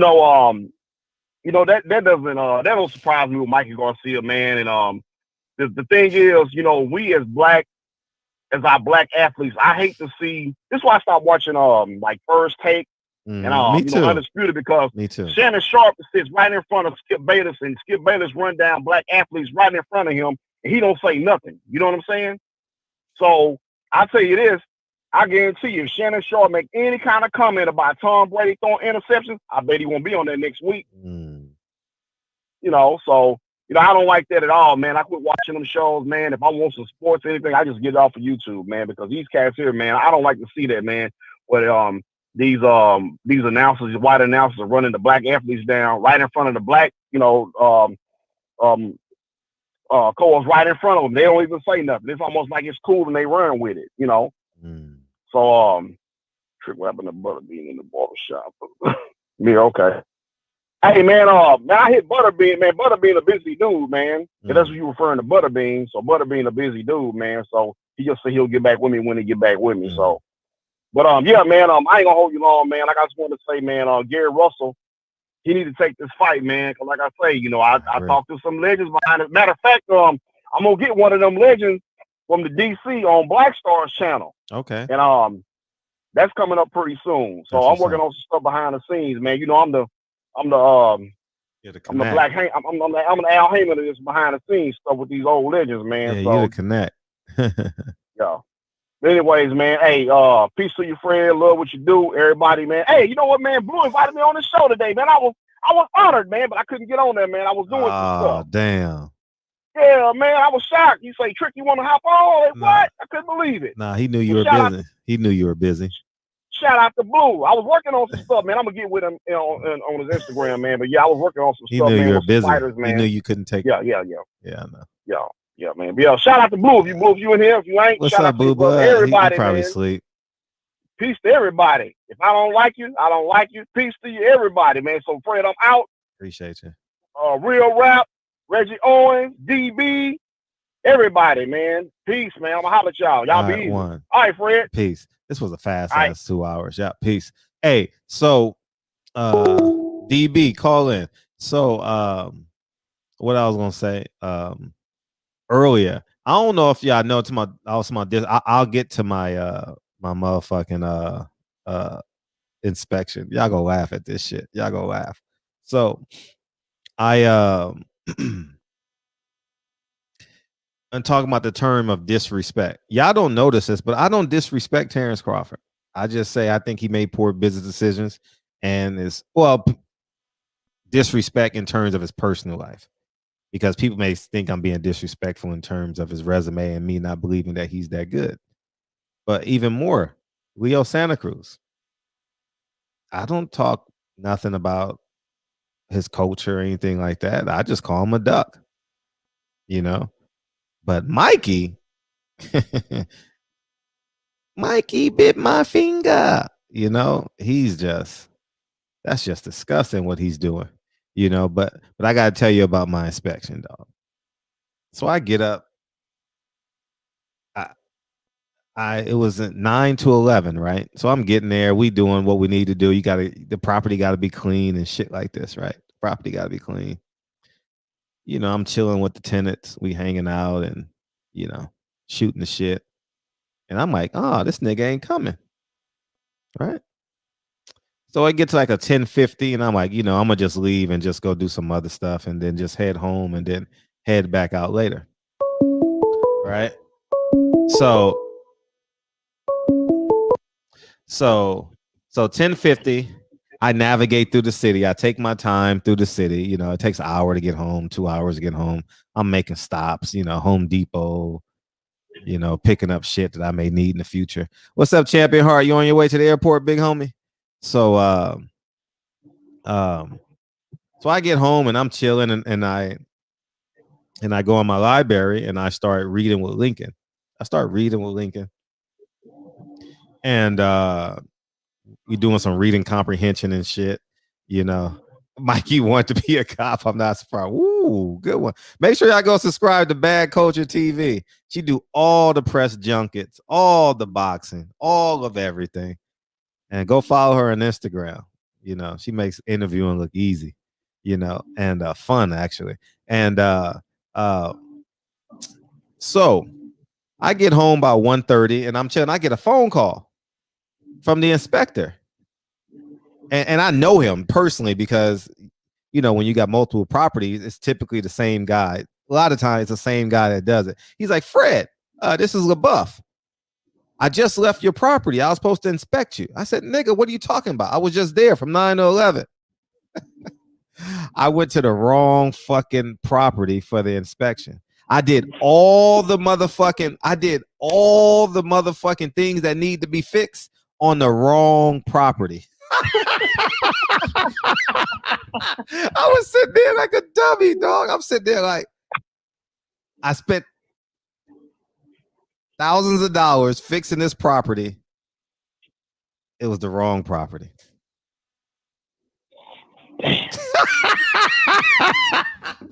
But you know, you got some happy tenants at one property. Yeah, now, they got new vanities. They got, man, oh my God. Yeah. No, but the reason why, because they had inspections back to back. So I actually had to do an inspection report for that property, but I had the dates confused. So I end up doing it the wrong one first. So I got to pay a fine. I got to pay like a $200 fine and shit.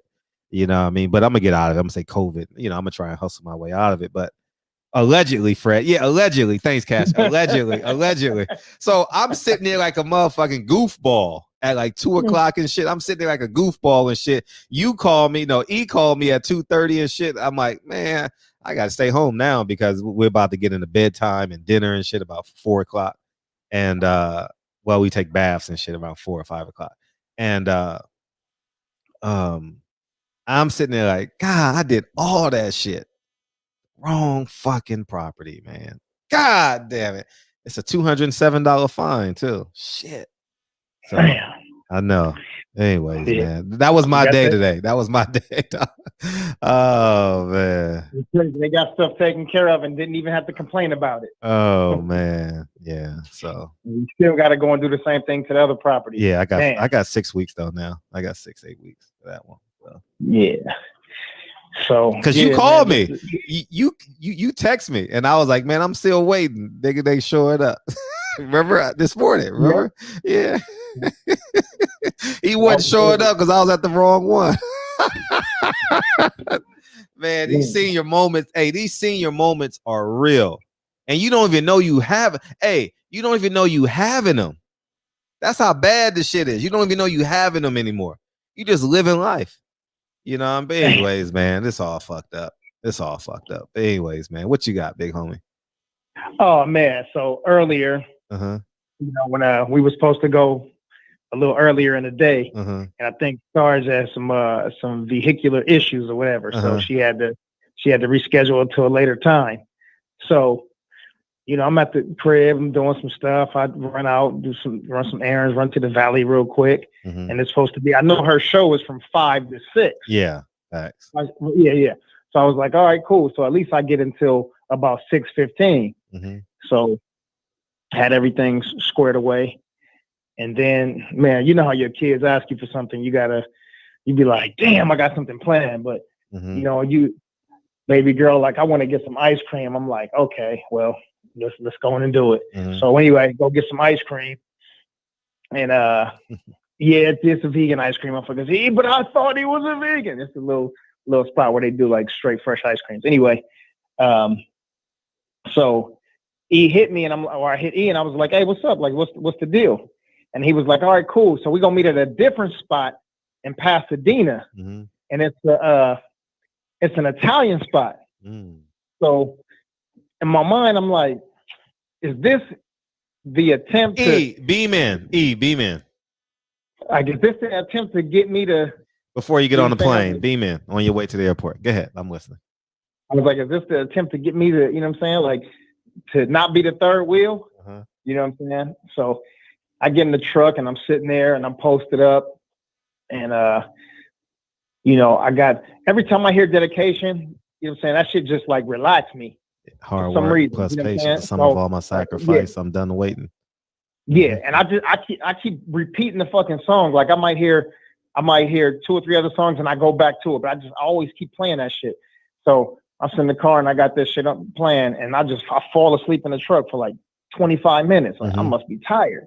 And I'm like, you know what? This is a sign. They had an Italian restaurant. It ain't shit for me to eat there. You know what I'm saying? So I'm like, I know this is the plan for me, just to take my ass back in the house and go eat something and let E get his 101. So he just beamed in. Okay. What's going on, brother? And you know, this remember, this is at like 6 o'clock. So E just now calling in right now. So man, it was a good time.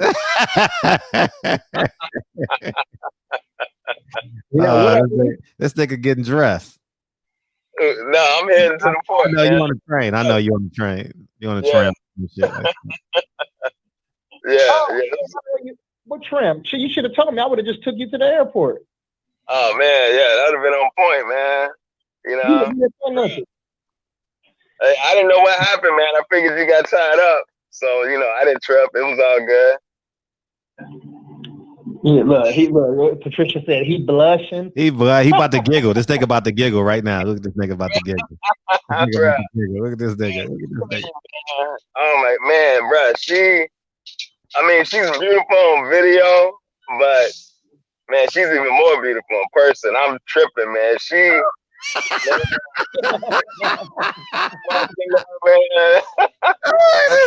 Look at this nigga.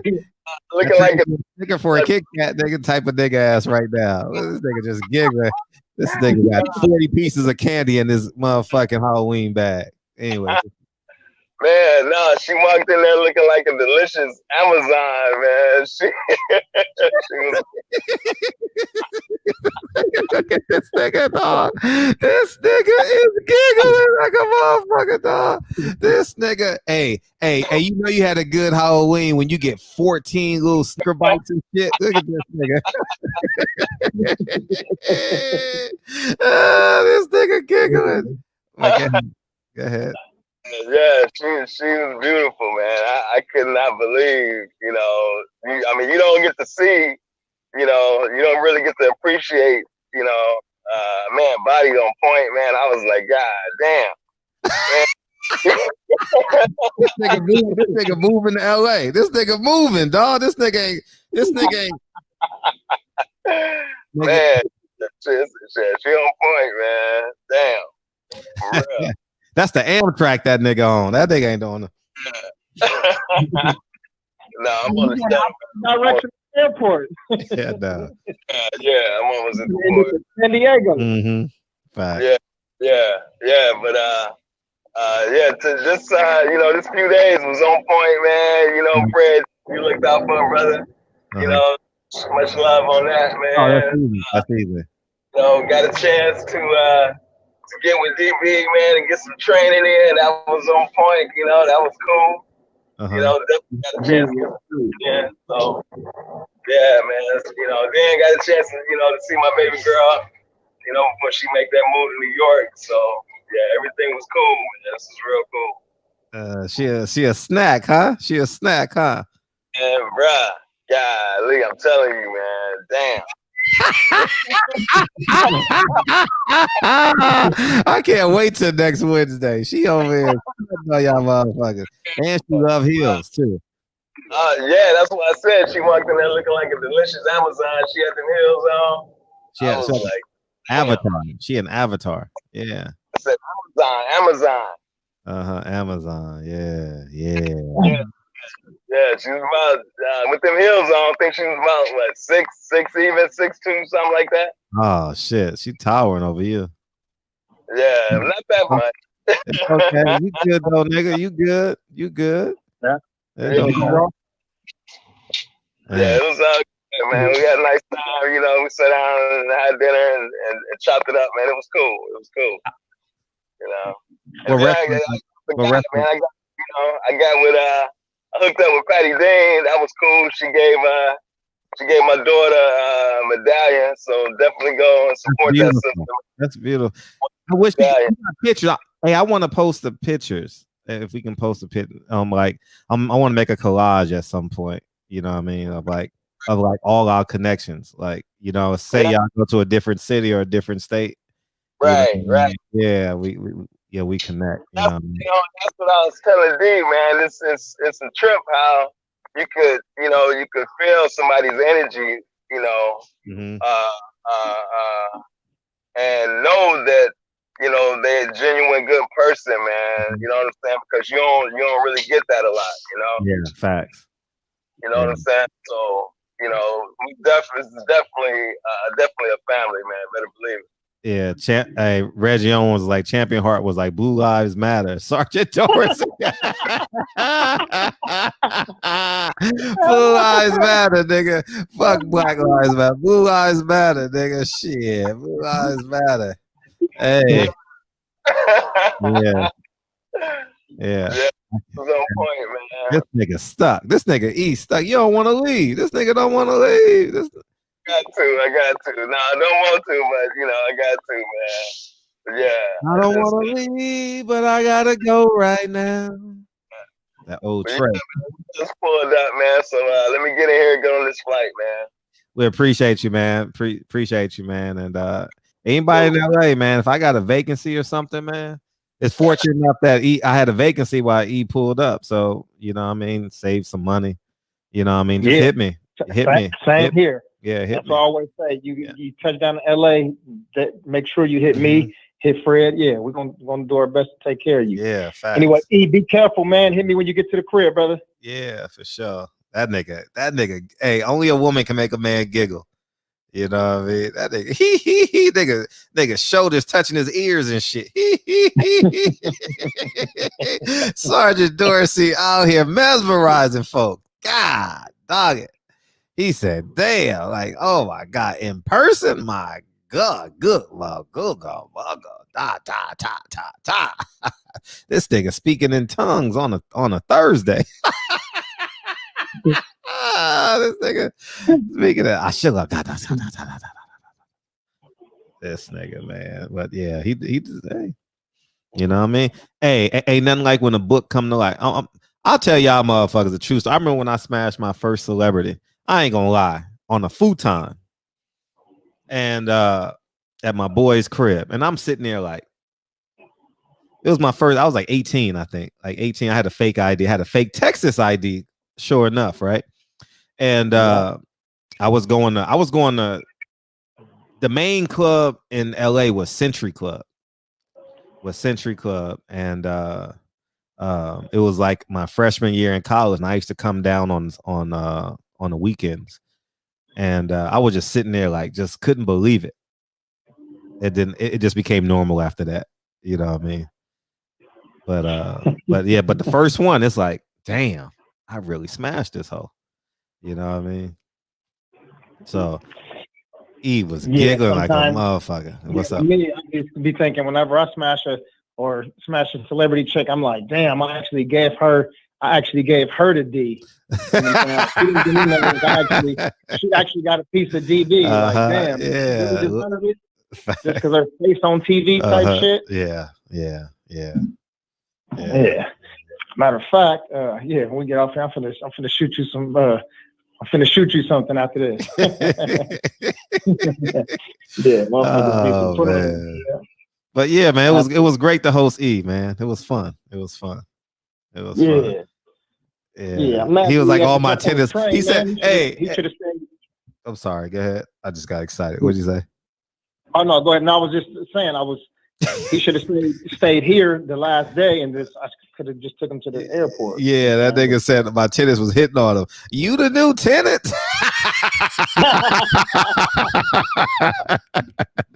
Oh man, because it was an old lady that's above him, right? It's like, oh, you the new tenant? she was about to cook and clean and buy that nigga groceries and all that shit. You know what I mean? Yeah. She's like all these old, because it's one right here and then it's one across the way, and they can see dead at him when he comes in. You know what I mean? But it was just funny, man. Shit was funny, man. That shit was funny, dog. E can tell. Hey, when we come back Sunday, let E tell the story. It'll be way more funny when he tell the story. But yeah. Damn, I just realized today Friday. God, I damn, know, because I today want to is come back Friday. tomorrow too. Yeah, we get 2 days off. Yeah, and then we be back. We got Keyshawn Davis coming in on Sunday, so that should be good. Keyshawn Davis coming in Sunday, and Monday we have the Poetess on Monday. Yeah, that's all my LA who know who the Poetess is. She's like the female Big Boy. For those of you who don't know, like if guys know who Big Boy is if you don't live in Cali, but she was like, Everybody know who Big Boy is. Like Nautica De La Cruz, the Poetess. Who else? We had Theo. Theo. Yeah. So Julio G. So she's been a mainstay. Tony G, Russ Parr. Yeah. Bobby Jimmy and the Critters. Bobby Jimmy, you a fool. Shut up, girl. So Lubin Goucher, who you got? I got Lubin beating him real bad.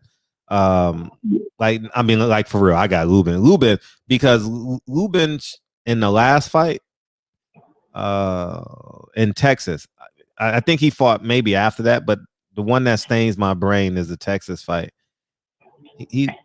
He looked like he knew what he was doing, like he was in control of, like he was out thinking, he was out boxing, he was just better, and I think boxing got easier for him in Texas when he was on the undercard of Big Charlos fight. Yeah, you know what I mean? So but yeah. Oh, we got to get on Sarge when she get in here on Wednesday. She gonna be having some fun with that shit. Yeah. Oh yeah. Look, SS Caesar. He see him and Back Culture TV. They know. They said Dominique Duprema. Yeah, Dominique Duprema. Hey, we got to get Bad Culture in here as a guest. Shay, you got to come be a guest and come rock with us for an evening. She know her boxing and everything. Yeah. Well, we never thought of that shit. You get so acclimated to people. You know what I mean? You just know them as your friends and shit. So, On with Butterbean at the same time. Wait a minute. Her and Butterbean at the same time?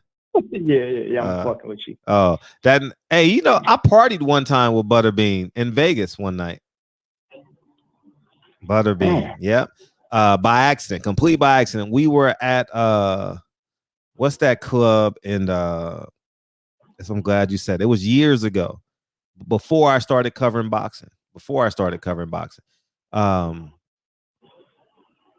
club was at the Venetian? Tao. We was at Tao. And he had a table and shit, and he want to hang around some black people. You know how white people do it sometimes. So we was like, cool. So we just hung out with him, and then, we had a good time and shit. I had his number, but that was 15 years ago, so his number is definitely different. But yeah, man, it was cool. And then we hung out the next night too. So it was cool in Vegas. We had a good time. Yeah, that was years ago. That was like 2005 or 6 or some shit in there, because I was still teaching. Yeah, for sure. We got you, Jay. That's gonna be fun. Yeah, that'll be fun. Thank you. I'll send you over some dates. And yeah, that was fun. What other celebrity that I just hung out with on a whim? I can't think of. I can't. Not. It doesn't happen too often, because in LA, everyone's a celebrity on Saturday night. When I was younger. No, when I was younger, like they're in the club and shit, but you don't hang out with them, because it was different when I was younger. It wasn't booths and shit. It was like a VIP section. Yeah, you hung out with Antonio Del Negro before too, huh? Nah, not that nigga. I don't know that nigga. That nigga ain't shit. Yeah, but yeah. So, but now it's tables and shit where you literally can like touch the celebrity. Like you couldn't touch the celebrities when I was at Century Club and shit. You know. Oh, right. Yeah. You know what I mean? So they were different. That was in the 70s.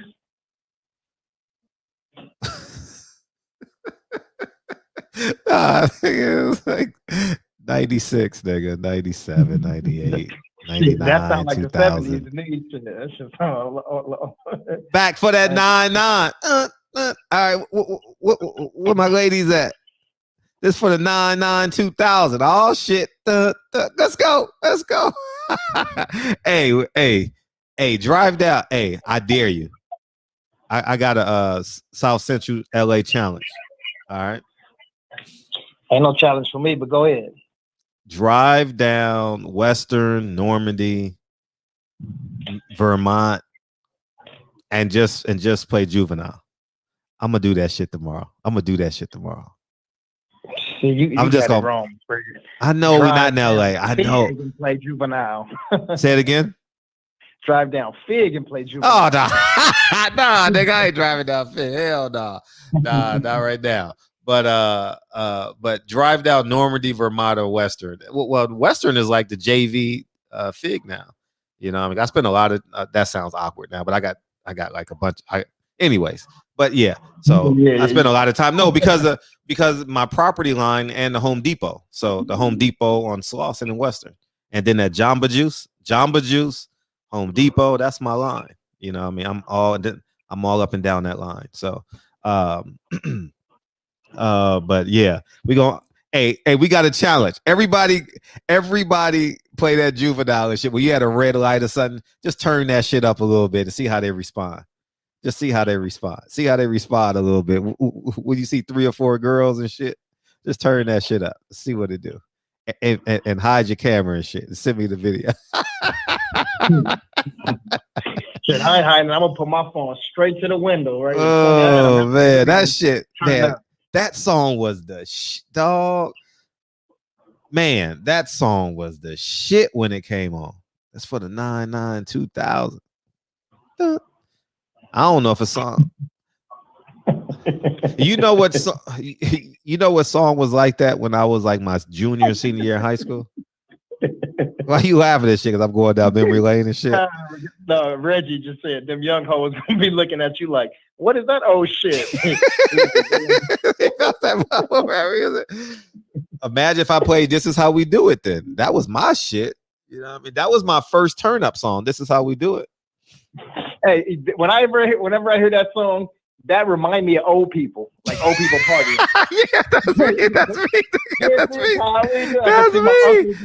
That was my mama them dancing and shit. That was my first turn up song.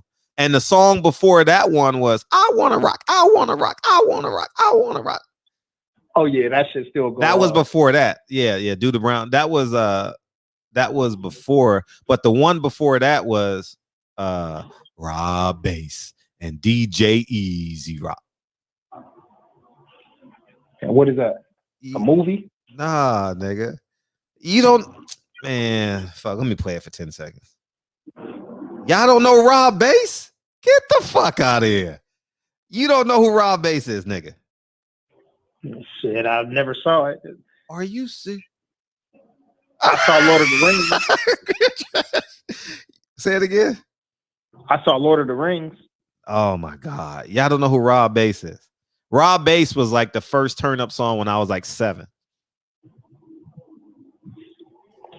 You don't know who fuck Rob Bass is? Y'all niggas young like a motherfucker. Patty Dean said, it takes 2. It takes 2 to make a thing go. Is she in here?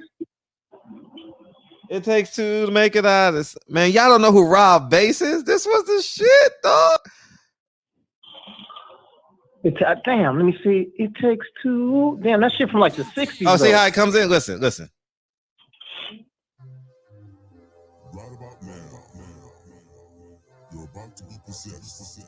When the beat drops, this shit fucking goes. All right, I gotta stop it. And then I'll play it again. That's it. Hit it! Y'all don't know this shit, dog. That was the shit, dog, when I was in elementary and middle school. What?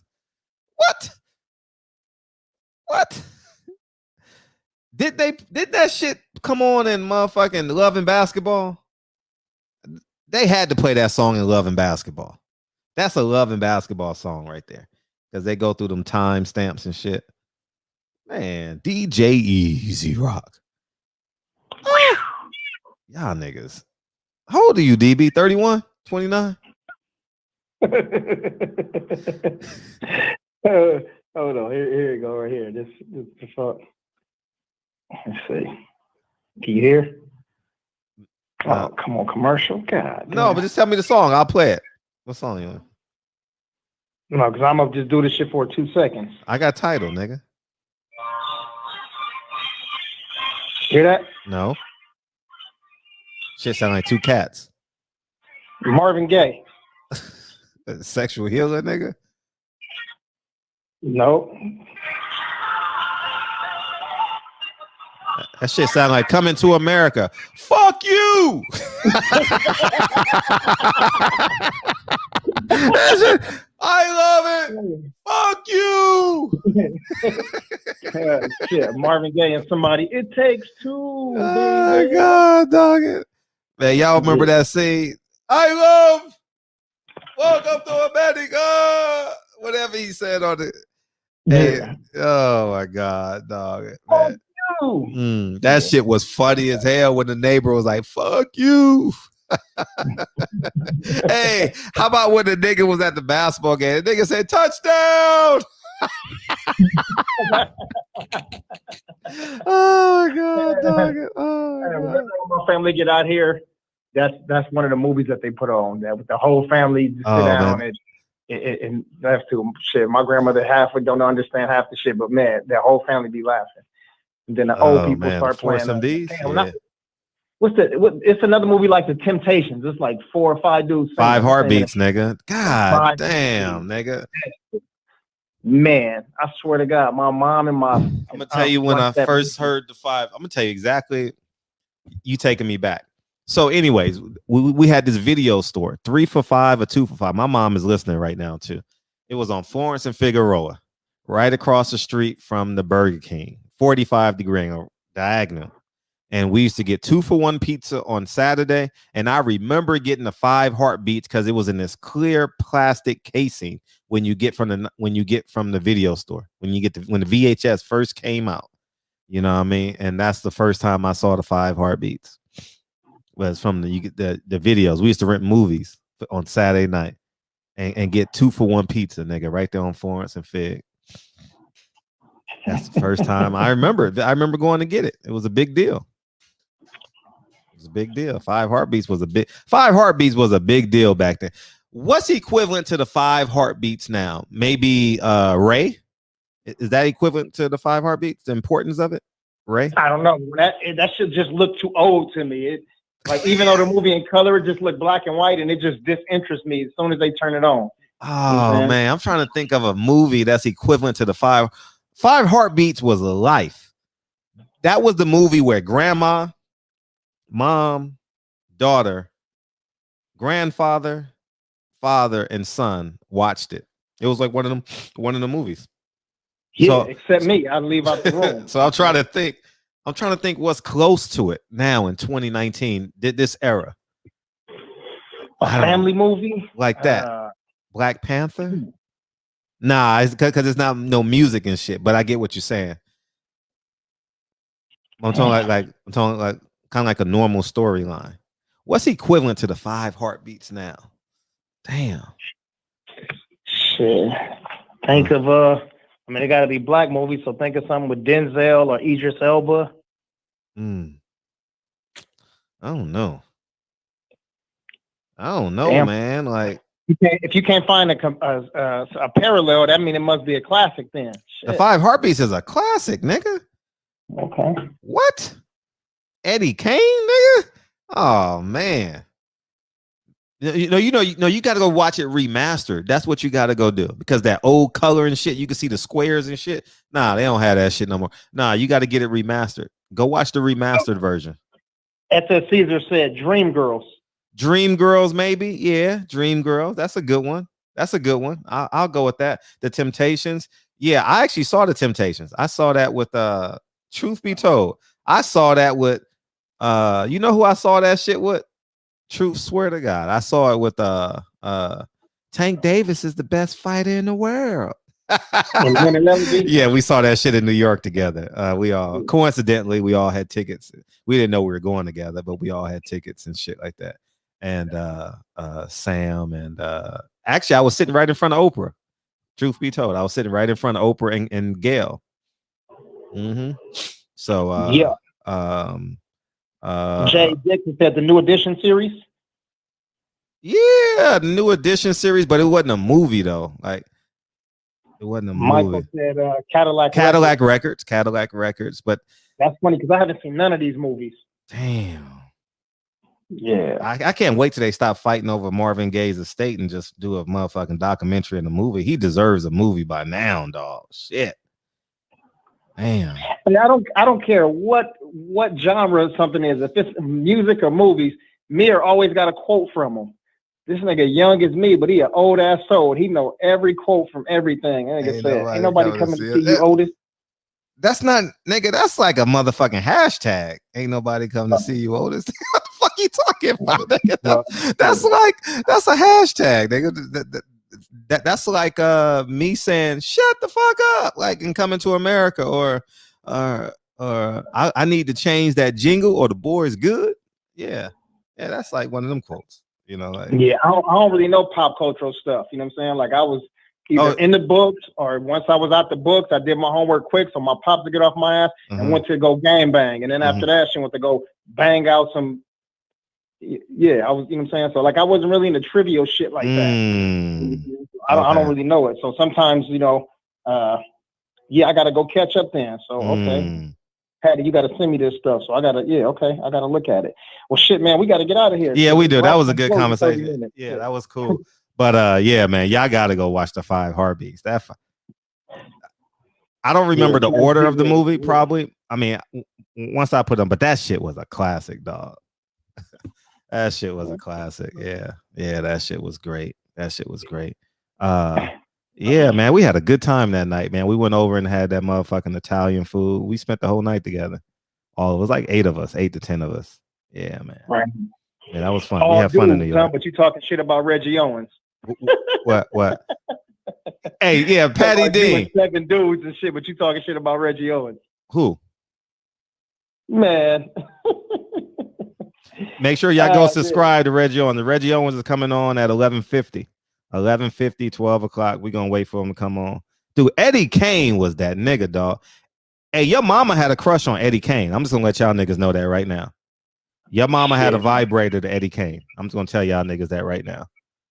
Probably shit. If you look like my dad, facts. Eddie Kane was he was that nigga from he was a more vicious nigga than Empire. Terrence motherfucking what's his name? Imagine the R&B version of Ghost. I never saw Empire or the other one. Yeah. What's 52 shit called? Power? What's the other one called? Yeah, Power. Yeah. But it's another one too. What's the other one called? He had that type of swag in the movie. Power and Empire. Yeah, I've never seen one episode of neither one of those. Yeah, David Ruffin. Yeah, and yeah, that's man. He was. Yeah, he was. Yeah, he did. Yeah, he did fall off the dope. We know that, but I'm just saying, like his screen, like the power he had on the screen. You know, like how he had that hood edge and had great talent and had the ability to interact with anybody. You know, just had immense talent. You know, yeah, Eddie Kane. Yeah, Eddie Kane was that dude, man. Yeah, that nigga, man. Yeah. Man, can Eddie Kane sing? Huh? Man, it's a 5 Heartbeats, nigga. No, because I know on one of Snoop songs. You ever play Shy, brother? Yeah. Listen. When Jail Felony and Snoop was having a little beef, Jail was dissing like everybody from the Dog Pound or whatever, and he said, "Tell that nigga Cocaine, he sounds like Eddie Kane." So yeah, because when after he does the drugs, you got to watch the movie. I ain't gonna ruin it for you. You got to watch the movie. It'll make sense the last 30 minutes of the movie. Yeah, but now I know he was a dope head though, so thanks for that. but yeah, man. TB, man, he said, what TB say? TB said, true story. I was on an episode of Empire as an extra. I was on TV. Were you, nigga? Did you see V. Bozeman? We gotta get V. Bozeman back on the show. We gotta get V. Andre Griffin just in a super chat for the $4.99 said, Fred, you ever play Shy Brother? Yeah, Shy Brother. Yeah. You spelling it wrong. You spelling it wrong. Shy, S-H-A-I, right? Is that what you're talking about? Shy, the music group? Oh, you talking about like with women? What are you talking about? Which one? Shit.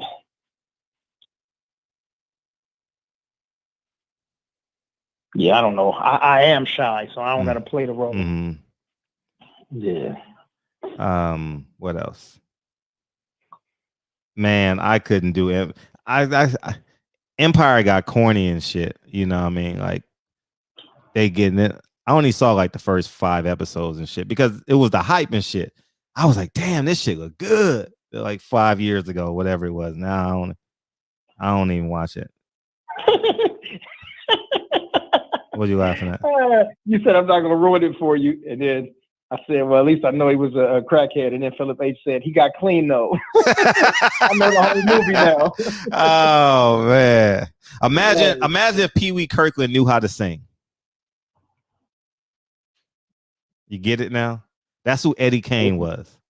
I'm trying to get an analogy for you. Like he was an alpha male. Like he was like that nigga. Like he was that nigga for real. Like if it was a mobster movie, he would have been the gangster. You know what I mean? But yeah, real rap. I agree with you 100%. And I heard about that when I was gonna watch one day, and he said, "Can't watch the gay storyline." Sorry. Yeah. What gay storyline? Stuff in there. I don't know, but I heard about it. What movie are you talking about? Before. But I guarantee you, I never even saw a commercial for those fucking things before because that shit ain't in my algorithms. You know what I'm saying? But I'm pretty sure one of the dudes probably cheating on his wife with a man or some weird shit like that. Oh yeah. Okay, see, I never said, but I already know. Yeah, I can't fuck with it either. That ain't my stilo. Yeah, we got to have a classic movie show. How about we do like a 30-day movie list? Like we give us 30 days to watch like 3 movies. Okay. No, that's too long. One a week. One a week? One a week. How we gonna watch it in a week? Niggas got kids and shit. One movie a week. A movie is 2 hours long. We can't watch that, and if motherfuckers ain't got to go to work. All right, we'll do a movie review. All right, you can pick the first movie, nigga. You can pick the first one. All right, let me see. First one. Damn. Let's see. Now, okay, so just a real quick question. When we say classic, do the shit got to be old or it can just be a classic? For example, Black Panther is a classic, right? But it's a new movie. Not that I'm choosing that one, but I'm just saying. Do y'all want to stay in the 90s or y'all want to Sugar Hill? Sugar Hill, baby. I want to chill, baby. On Sugar Hill, baby.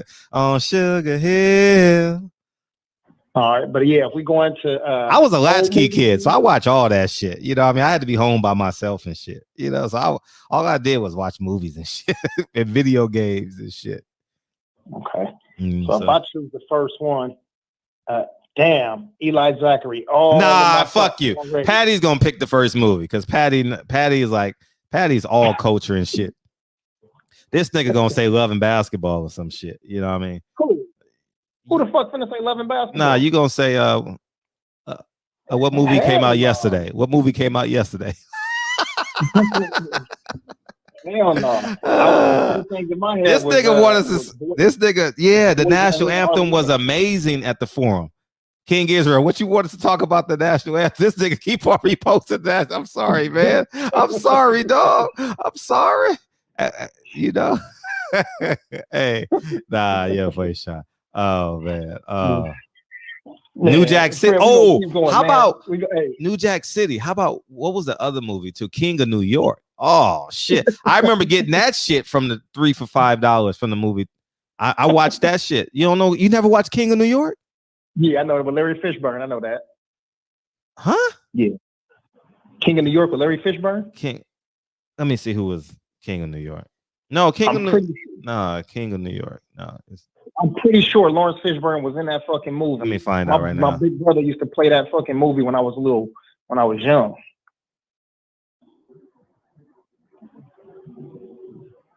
Am I wrong? I'm gonna find out right now. No, I've been wrong before. I was like 2 years old. Nah, because I remember a white guy being the lead. You must be talking about the Gangs of New York. Leonardo DiCaprio. Yeah, King of New York. Yeah, Lawrence Fishburne. Yeah, you're right. Yeah. Okay. Yeah, DB. Yeah. Right. Yeah. Sit your $5 ass down before I make change.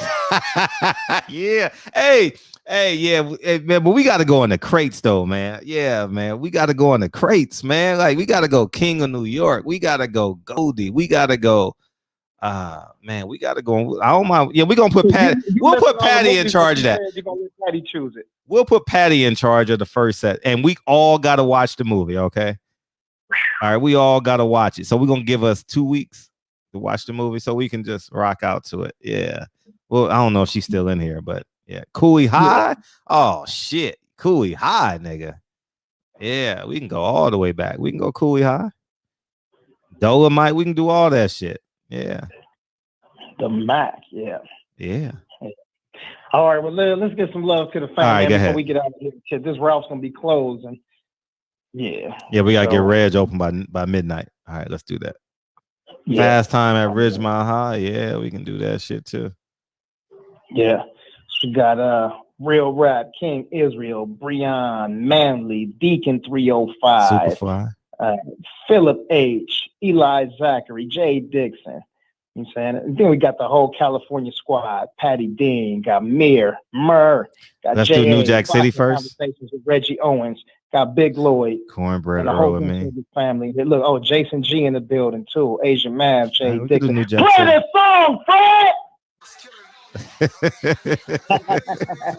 Hey, she said New Jack City. Real Rap made me do it. I was gonna run through the whole list. Real Rap's like, no, this is time. Hey, so you want to do New Jack? We'll do New Jack City. New Jack City.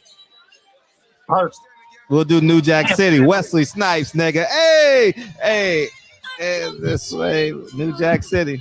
New Jack City. Will give us Patty. How much time we need? We'll give 2 weeks for the first movie. We'll give 2 weeks. How about that? 2 weeks. So what's today's date? I can't wait to watch that shit. People Hernandez, what's up, big homie? I can't wait to watch it, nigga. I'm excited. Fred, jump out his hoodie. Yeah, Christopher Williams. It was him. It was him.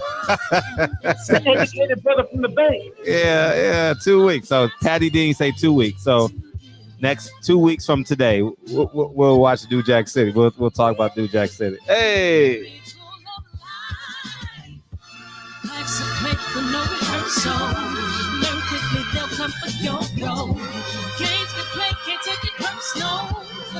Cause the devil is a lie. Hey. I'm telling you the truth. Hey. It's all in what you do. Hey. So things you gotta do. Hey. We gonna do a movie review. New Jack City, dog. Yeah, New Jack City is good, man. Yeah. That nigga Wesley was a cool motherfucker. His walk was over exaggerated. Now I'm thinking about it. That nigga was a bit exaggerated. Yeah. I watch Malcolm X all the time. Malcolm X is on my computer. That's the only movie on my computer, Malcolm X. I watch that shit. Every time I travel, I watch Malcolm X. That's how I spend my Friday nights when I travel. Or if I ain't doing shit, I watch 20 minutes of Malcolm X, fall asleep. 30 minutes Malcolm X, fall asleep. Every time I travel. It's my...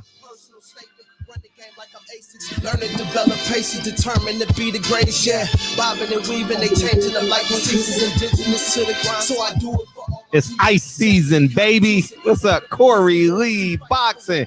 Hey, this nigga, we had the funniest 30 minutes of. Oh my gosh, that was the funniest 30 minutes.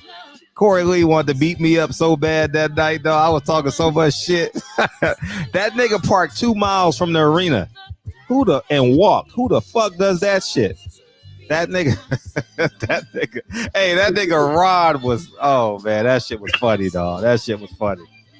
Corey Lee, that shit was a good ass night, wasn't it? That shit was good. That shit was good. That shit was fun. Take a purse now. Cause the devil is a lie. Hey. You came too quick. Slow down. Hey. That's all it was.